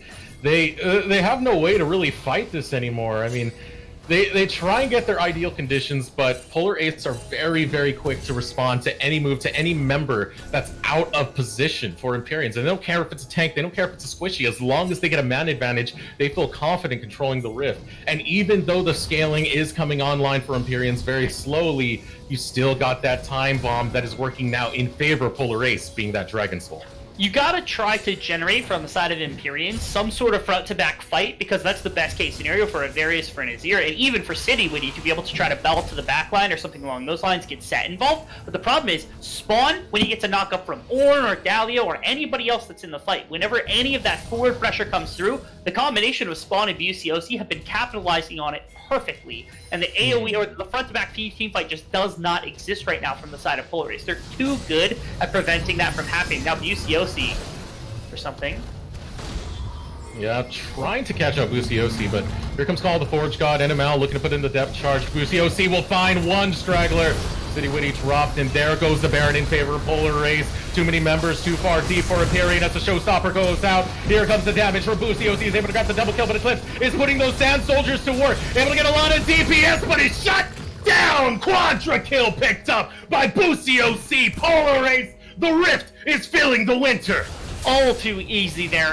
They're on the Baron, they're forcing this fight to come through, and they force a movement to come out from Empyreans. And here's City Witty. He takes the engagement, BUCOC finds half his health bar, walks into the river blind, boom, capitalized on. Again, any mistake that is there from the side of Empyreans, immediately taken over from the side of Polar Ace. And the fight afterwards is nothing. A fantastic wall from Eclipse, alongside some great DPS with the soldiers into it, means absolutely nothing because the rest of his team has died, the Baron was down, and he doesn't have the items to win that fight outright on his own.